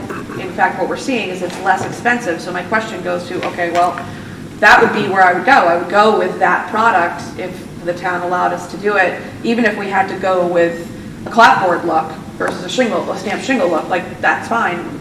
It's easier for us to sell that if there's cost savings and there's more longevity versus a cedar shingle. So that's what I'm trying to get to, because if we can put something, a composite, something up there that has more lifespan and costs less than cedar shingle, that is a good conversation to have with towns and to help with this very large number. Now, this has been my baby for 5 years. I've been asking for this, so I'm very excited about it. And the cost doesn't surprise me at all, just knowing what everything is astronomically priced these days. But that's where my head's going. Yeah, I mean, you're right. Cedar shingles, well-installed installation should last 40 years. The problem is not with the material itself, but really, like Molly was saying, like deterioration around the roof edge or the windows that are letting water behind the system. Yeah, it just exacerbates the problem with cedar. But if it's perfectly if all those surrounding conditions are perfect as well, then it should last well-maintained, 40 years. And if you're doing if we did do the wood shingles, the natural cedar shingles, the trim would be, I think you said. It's like a PVC, like an AZEC board or something like that. Okay, Yeah. so great. So that right there is better than what is existing, because right now, is it wood? Yes. Wood trim? Yes, and so it's right got- now, we're already making an improvement, Right. so, okay. And also we have like cap flashing on all the trim and all Yeah. that important stuff. So aesthetically pleasing, if that's what we have to go with, we're gaining in other areas, so, okay, perfect. Thank you both very much. Great. Just going back to the shingles again, and that is, what is going to be the impact of choosing one of these, whether it's the polymer versus the cedar, on the rest of the building? Because where we may gain longevity in something and reduce cost or increase cost or anything like that, what is going to be is it going to have an impact on anything else which is going to be affected, which may reduce the life or be more apt to have water damage in the future? Can't think of any. What are you thinking about? I'm just asking the question. Around the Just other building envelope windows. I'm just asking, is it going to matter versus choosing the polymer versus cedar and an impact on anything else in the building other than aesthetics, looking like it fits in with everything else, as well as obviously the differences between the length of life and also the cost. And maintenance. I think maintenance is the big thing. Right. I think that's the big difference. And I don't think we've made up our mind yet. Again, I'd like to have, in the next design phase, maybe provide some mock-ups and some more, answers to these questions. Yeah, just wondering is because something may cost less, but is there going to be a hidden cost in the future which really may erase that? I think as far as the detailing and all of that, I don't know if this answers your question too, but it's sort of interchangeable. Like you don't have to make that decision here tonight, right? And it affects our design approach. All of the trim is a rabbited trim, whether it's wood shingles going on or polymer, it doesn't change our detailing. So in that regard, no, they kind of can be. So it will change our detailing if we go with wood because we have to have the drainage layer behind it. But it's not something, like Steve said, that you have to sort of decide on now, or that has major effects on other parts. You saw pictures with the cedar shingles, going all the way down to the ground in some cases. The foundation was not lifted up, several feet. So some of those locations occur, at doors and at slab conditions or road edge. So if there's like salt going down, or if there's, snow removal and other areas for damage to occur, I think we want to look at a more hardy, resilient material in certain locations. So we try to be selective about whether it's throughout the entire building. Brad, I'm just wondering if you're thinking maintenance, if we're going to take away that $230,000 savings for, if you also put a clapboard or one of the other types of shingles in, do we now have to have a power washed every year because the green molds where you wouldn't necessarily do that with a wood shake? That might be something I would think about. Yeah, just wondering what the, it's because it's not always necessarily a trade-off when you're looking at specific costs and how long something's going to be. There can be other costs associated with it that, impact the aesthetics long-term or impact the other costs that aren't considered when just looking at the hard costs, that's all. Yeah, we'll look at those life cycle costs. We'll do an assessment as part of the next phase. And I understand that, I think you power wash already the shingles. I know some areas of the building had been in the past. So we'll look at that as well, comparing the cleaning methods of each of the options. That was just really that really surprised me. That's why I'm like, is there a trick? Because to have a synthetic material be less expensive, and in my eyes, it's going to last longer. It's putting AZAC trim over a pine trim right now. It's just facts for where we live. So And those are the manufacturer's sort of selling points. Yeah. It's an alternative material, so. Thank you. Yep. Any other questions? Thank you so much. Yeah. All right, thank you. And so, Michael, just so this is going to come back, so it sounds like we've got some questions that need to be answered, and you're coming back with more information? Yes, and Okay. so, the next step is the next agenda item is to talk about the building committee. Yep. And we've alerted the towns to the cost. So we informed the town administrators, for town managers, so they're aware of the cost, and we're meeting with them on Wednesday morning, actually, to have a regular district finance meeting with the two towns. And one of the agenda items is where we now move ahead with this project, and that would be requiring their approval to take on the additional debt. So we're going to start that process, and then assuming everything goes swimmingly, everybody signs up to it, and we go ahead, it would really be going back to town meeting in the spring to get approval for the project. The towns will weigh in on how they want us to approach it, but my expectation would be that we go back in the spring to get final approval, and if it's going in that direction, we would continue the next phase of the design, where we'd actually start to put the final details on the design and go out to bid to get an actual hard cost for what the actual construction will be. Okay. All right, thank you. And then we'll move into the building committee, but anything else before we move into the next item? Thank you. All right, thank you very much.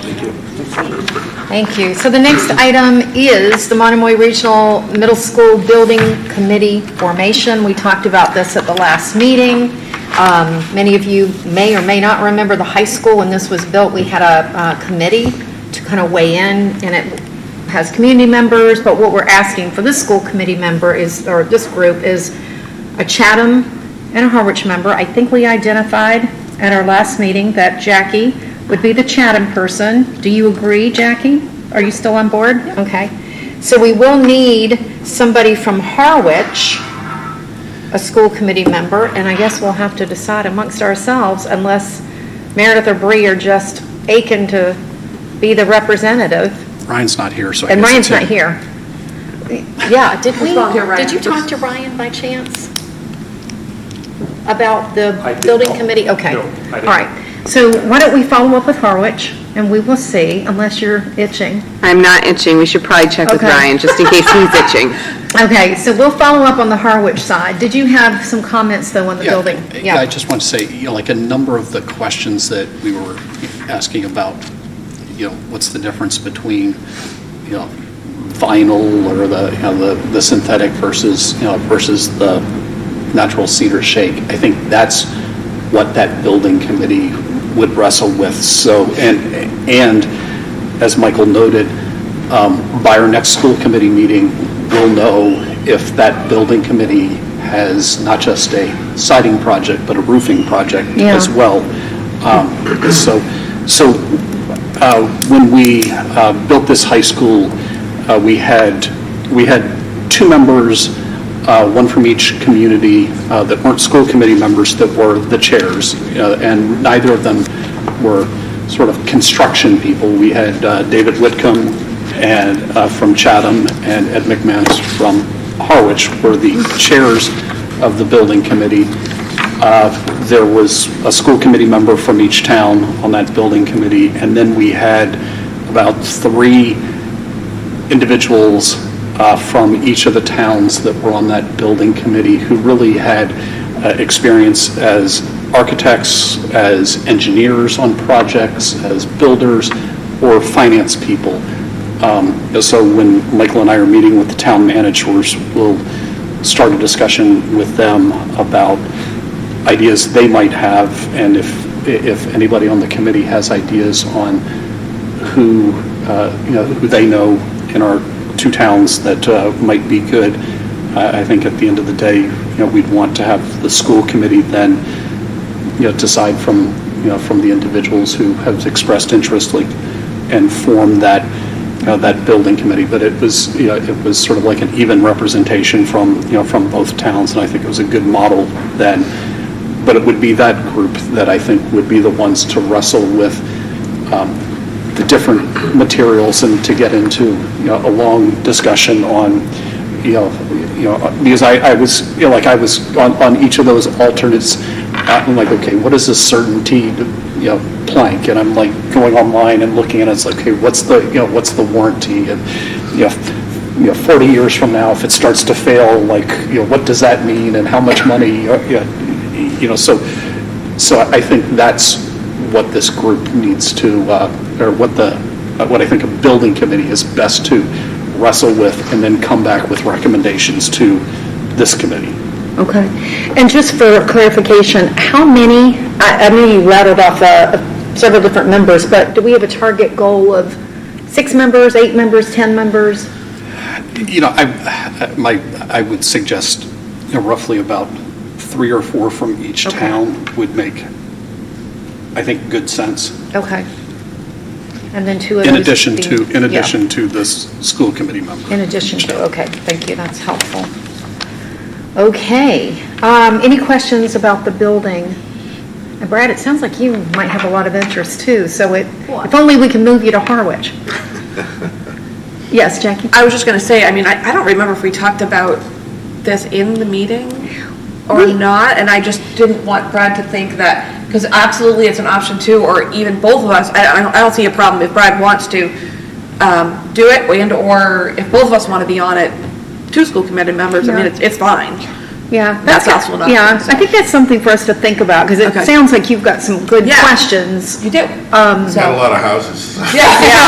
Seen a lot of rot. Yeah.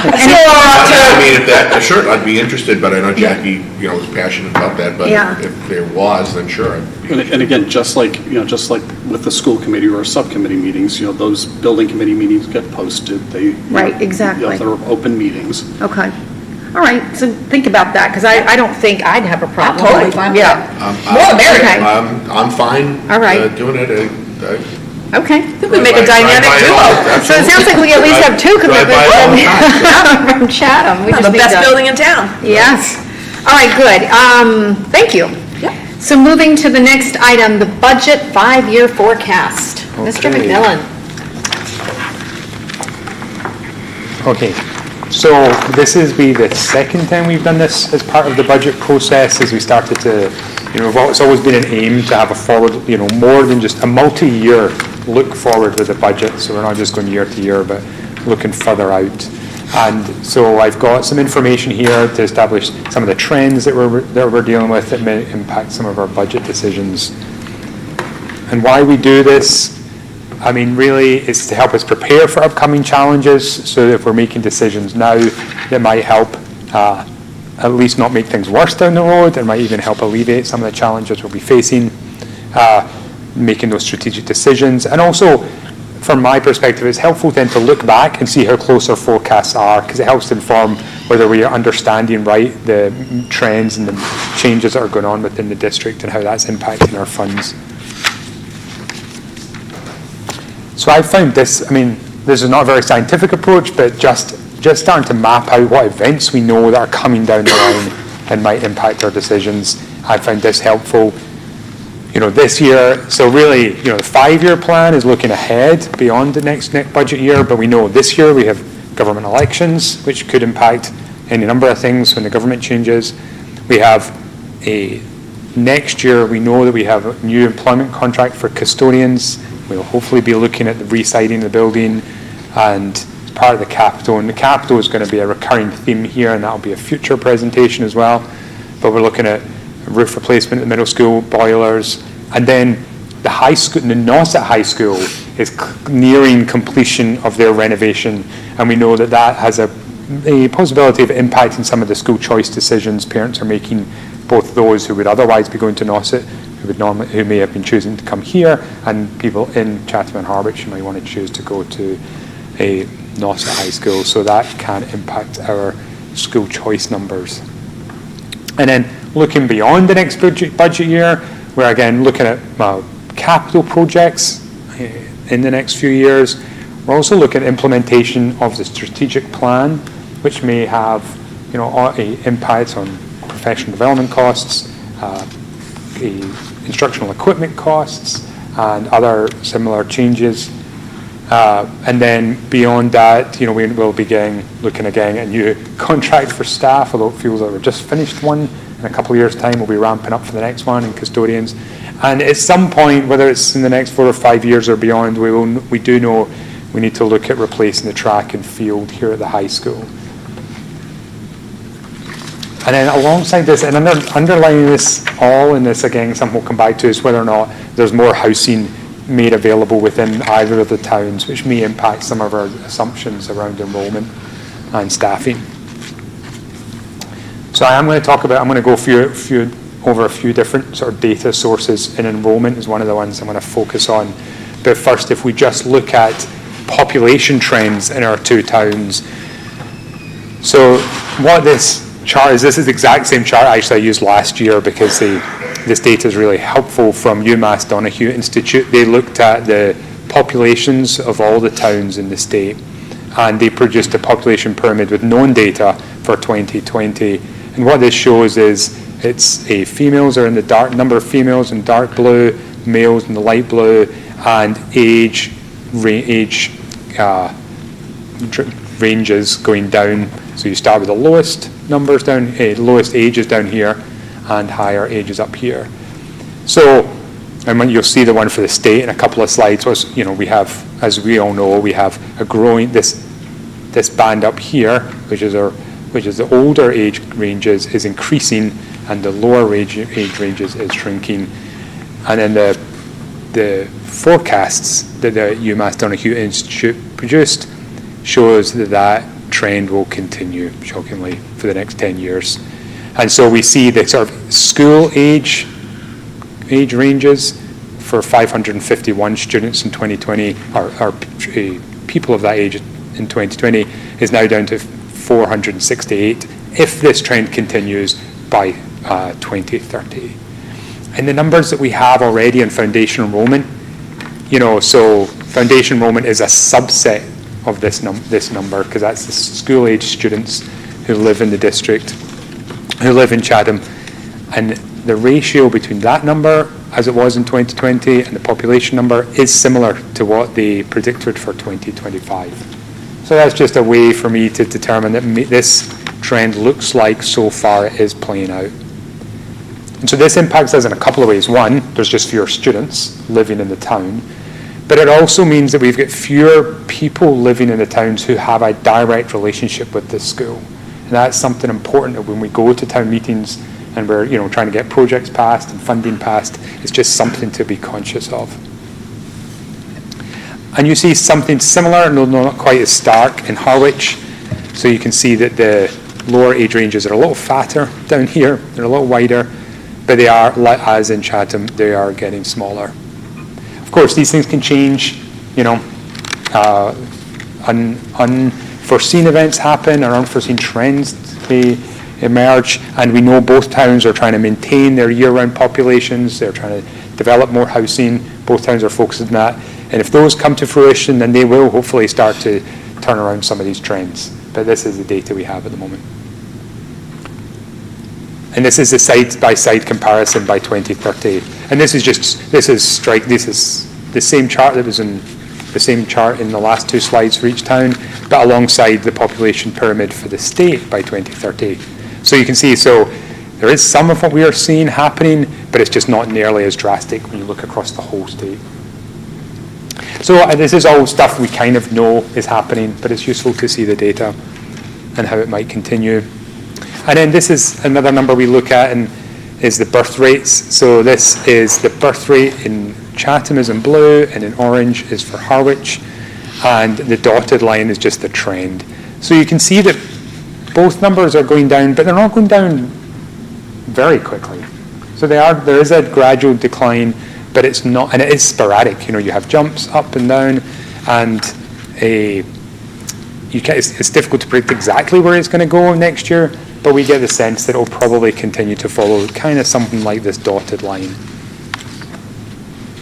That's not the only thing it predicts enrollment, because of course there's moves in and move out and all sorts of other changes that can impact that. And this is how we've seen our enrollment in the schools change.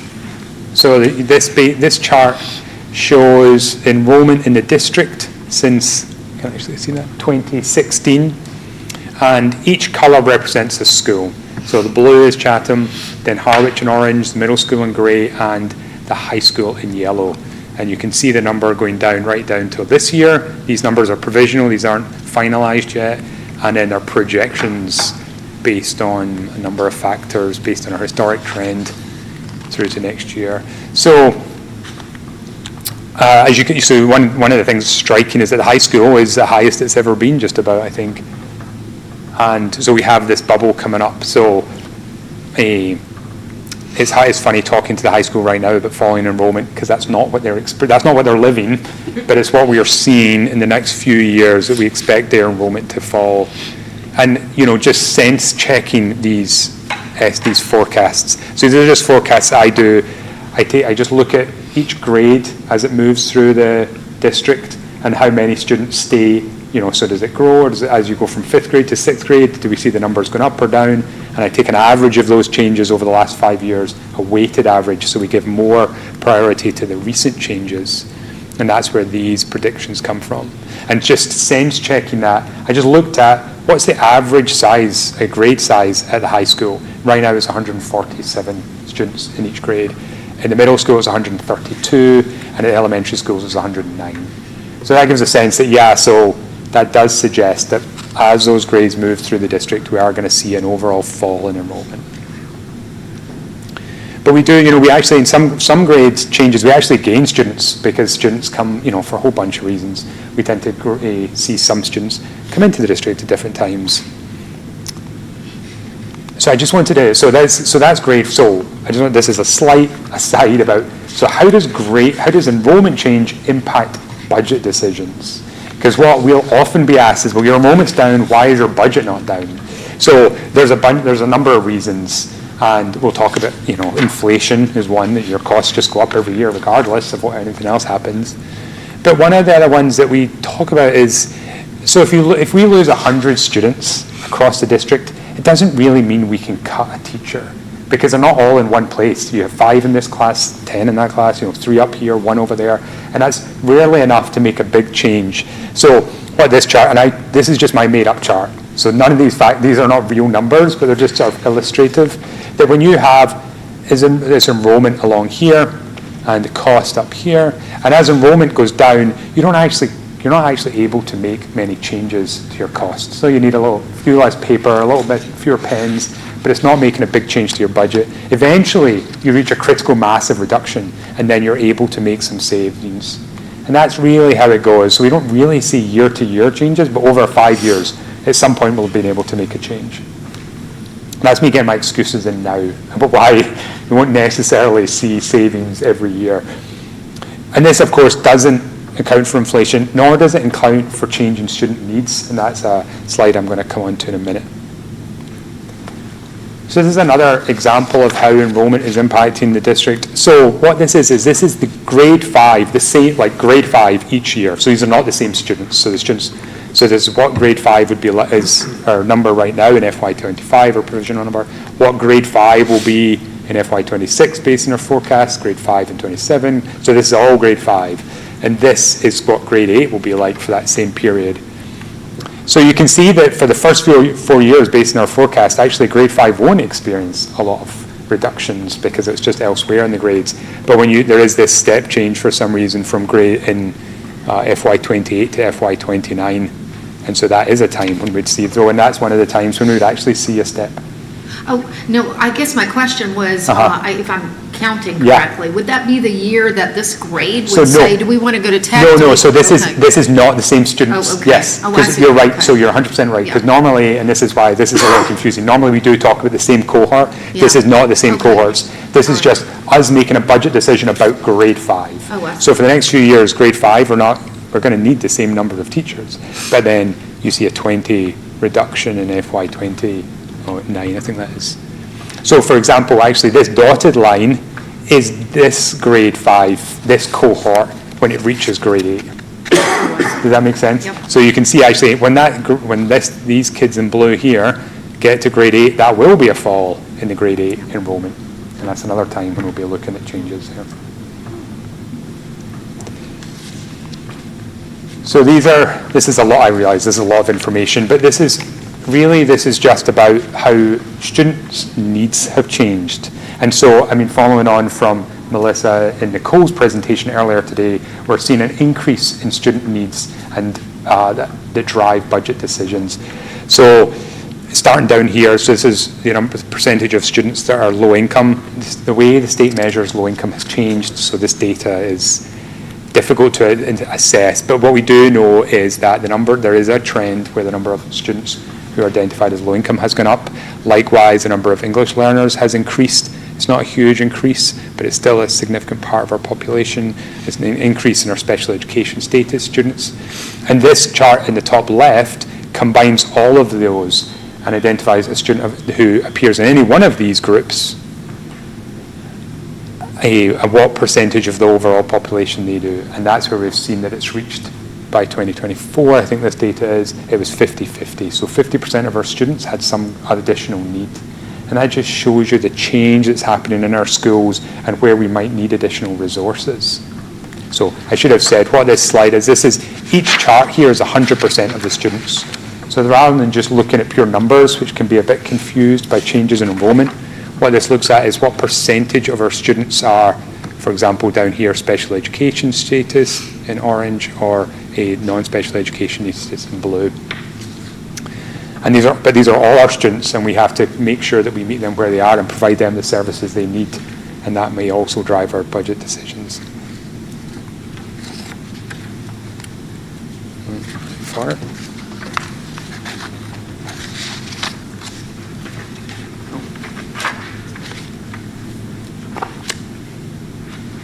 There you go. Yeah, okay.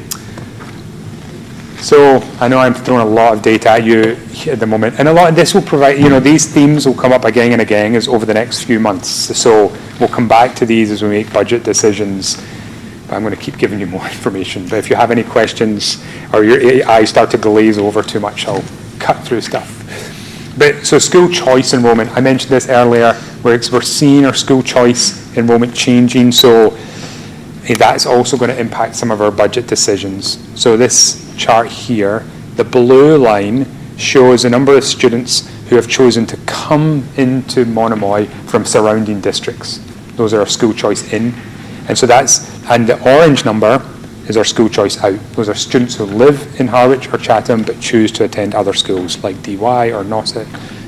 So the good thing is that the blue line's always been bigger than the orange line. So we've always had a net income. Do you think the decrease of students coming into our district is because there is a decrease in enrollment across the Cape? So I think there's probably 3 reasons, but actually what we think is the biggest reason, we still have a lot of people applying for school choice, We've not seen a big reduction in that, but we just don't have as many spaces as we do in the class. So the superintendent, way before I got here, the policy was never to add classes to allow school choice. It was to fill up classes that were already existing, because that way you get your best bang for your buck.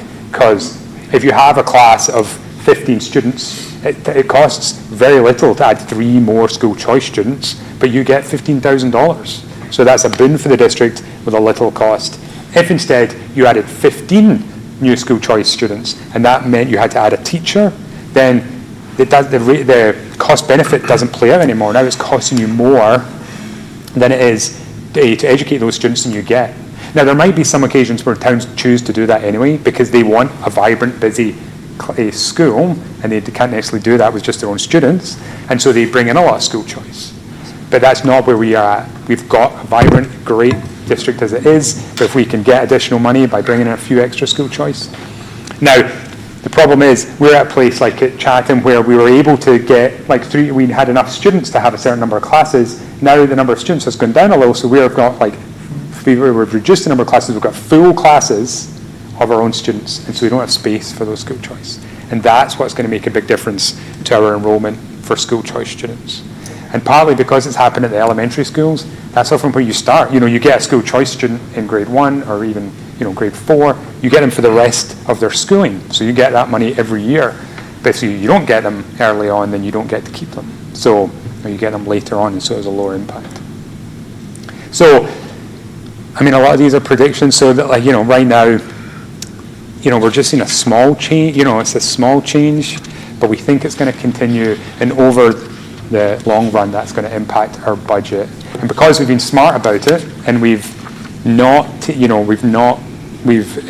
only brought them on when they have little impact on our cost, it's not actually going to save us that much either as our numbers go down of school choice. It's just going to cost, we just won't have the revenue. Does that make sense as well? So we're going to lose revenue, and our costs won't necessarily go down as much as that revenue suggests. The good news is that we also believe that the number of school choice students choosing to go out will not go up. It will stay quite low and will continue to be a net benefiter from the school choice program. Okay, so more information coming at you. So this is staffing. So I also spent some time trying to forecast where our costs would go. So our staffing has been relatively steady. It dipped a little coming out of COVID. It increased, partly driven by ESSER funding, which was there, and positions we've been able to maintain. We have seen an increase in our costs, and we expect that to continue. This is just a projection based on historic data, and the last couple of years our costs have gone up. That's for a number of reasons. I think one of them is that we're often, when we're recruiting teachers, we used to be lower down on the salary schedule. Increasingly, they are more experienced teachers, particularly coming to live on the Cape at the stage in their career. They're often higher up on the salary scale, and so they are more expensive because they have that experience, or they're more educated, so they've got more advanced degrees, and that also drives up their cost. Interestingly, when I looked at this, so the orange line here is benefits, so health insurance, retirement costs, and this is their salary. So it was interesting that actually salary seems to be increasing higher than benefits. So, with health insurance, who knows what will happen with health insurance, if that will continue, but that has been the recent trend.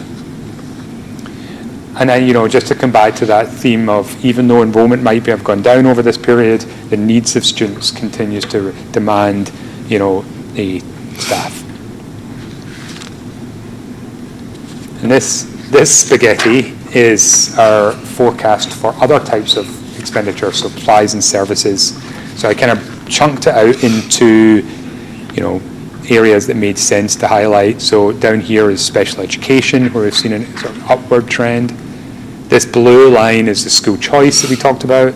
Transportation, we expect to continue. So we are at some point going to have to start looking at buying new buses, as they get to the end of their lifetime, and that will be baked into this cost. This is the grey line is debt. So, and I think we'll have a capital presentation. Capital investment is going to be a key factor for the district going forward, and that will impact our debt cost. Yellow is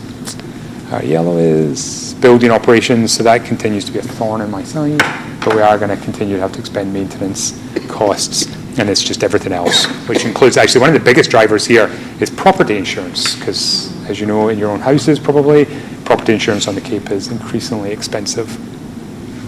All right. Capital, we'll come back to all this again. You've seen this chart before. I just highlighted some of those components. These are, so what this is building components, what we expect their useful life to be, and what their current life is, the current ages. So, you know, so we have boilers at 28, 29, 34 years old at our schools. You know, if your roof starts to fail, it's unfortunate. You need buckets. You know, doors and windows start to fail. It's a pain getting them open and closed. Your boiler fails, you might have to close school. So these are the ones that worry me. So these are the things where we really need to start thinking about how we replace them, and those are going to be on future building plans. Inflation, it's down. That's all you need to know. It was up, it's down. That's good. It's not continuing the rate it was. But those increases are now baked into our price. It's not like inflation has gone, below zero. So we added 10% to our costs, and now we're only adding 2%. So it's not increasing as fast, but our costs are still up. Excess and deficiency, so that's basically the money we have left at the end of every year. We keep expecting it to go down, and it keeps going up, but it went down a little bit last year actually, but I think it's going to be, we've not had it certified by the state yet. When that's done, we'll know exactly how much it is. But we had money from the federal government for FEMA, for the emergency relief payments because of COVID expenses, so that came in last year. And the interest on our savings that Paul's been managing, both of those things were over budget. They weren't budgeted, so that increases as our excess and deficiencies. That's great news because that can help offset future budget costs. All right. So the other thing that determines how we fund things is the share of foundation enrollment between the two towns.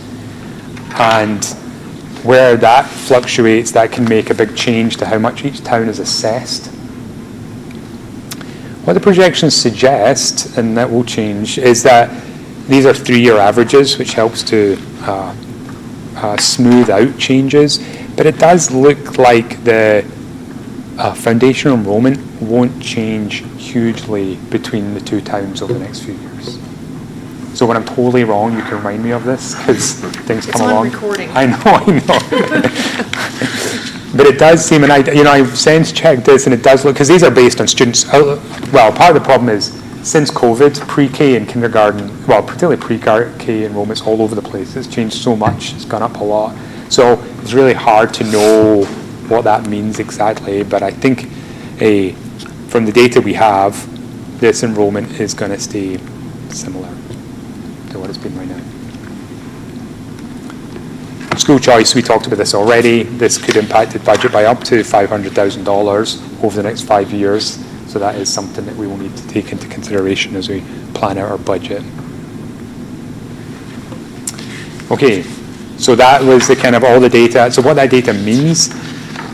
So I think, as we talked about, as enrollment goes down, we will see a reduction in need for classroom teachers, but it will be sporadic and it will be slow, so we will not see it anytime soon. And at the same time, we are likely to see an increase in the ongoing need for specialist teachers, specialist positions to meet the needs of our students. And one thing Scott and I have discussed, Superintendent and I have discussed, is that when you have contracting enrollment, it does make it harder to push forward initiatives and to make changes.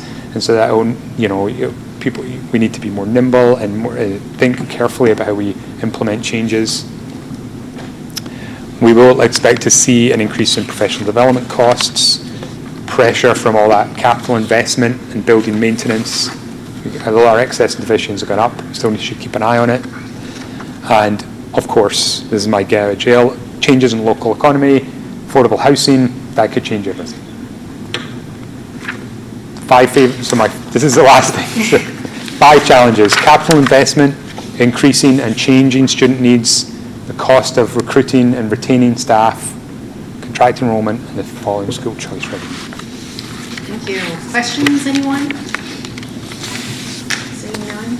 All right, well, hang on. Okay, yes, we'll come back. Yeah, these will be themes. Thank you very much. Thank you very much, Michael. Can't wait. Yeah. So the next item, and I also see a policy subcommittee report on the agenda. I don't know if this is going to be one and the same, but the next item, first readings in your file, policy files, IJOA travel abroad and IHBAA, IEP electronic or digital signatures. Brad, I think you're the chair. Would you like to? Sure. I mean, the first one, the electronic and digital signatures, is a policy that really needs to be put in. It's not there right now.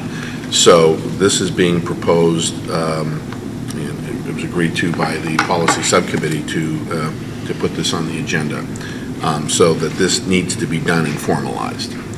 The second one, which is the travel for international and abroad, is in terms of a potential loophole or a potential cause for concern to just have, to make sure that any points or dollars that would be awarded by, through travel agents when these trips are being planned, that really it goes to the benefit of the school and not an individual. So we felt that both of those, that was important to include in this adjustment to the policy. Thank you. Any questions for the policy subcommittee? Jackie? I just had one little typo in the red, number 8 on the travel international abroad, second sentence. If P issued to Monomoy Regional, the monetary option will, I think it should be, will be chosen? It's the second to last sentence, the end of the second to last sentence. Yes, right. Monetary option will be chosen, is that what you said? Yeah. Will be chosen, Yeah. so we just need a B in there, B-E. And I had one other question, is this, maybe this is a weird question, but travel points, are we talking about like flight points? Yeah. So Right. if someone who's going on the trip books the flight on their credit card? Well, Or- not necessarily on a credit card, but you know how if you book through a travel agent or book through airlines and they give you points. Right now, they could be going to an individual who is actually booking them. Got it. What this is saying is, well, let's take that out of the equation, and it's not to the individual, it's to the benefit of the school system. Got it. So, Perfect. Thank you. Any other questions about either of these policies? So with the inclusion of the word B, B-E, are we okay with bringing this back for a second read the next meeting? Yes. Everybody good? All right, they'll come back for a second read. Thank you. And anything else from the policy subcommittee? no, we will undoubtedly have some more for a meeting coming up next month.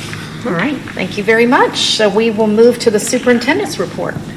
As our student rep mentioned earlier today, the high school's Political Action Club had a nonpartisan group that posted the candidates for the election for the Massachusetts State Senate seat for the Cape and Islands District, with the incumbent State Senator Julian Sear and challengers Christopher Lazone and Joe Van Ness.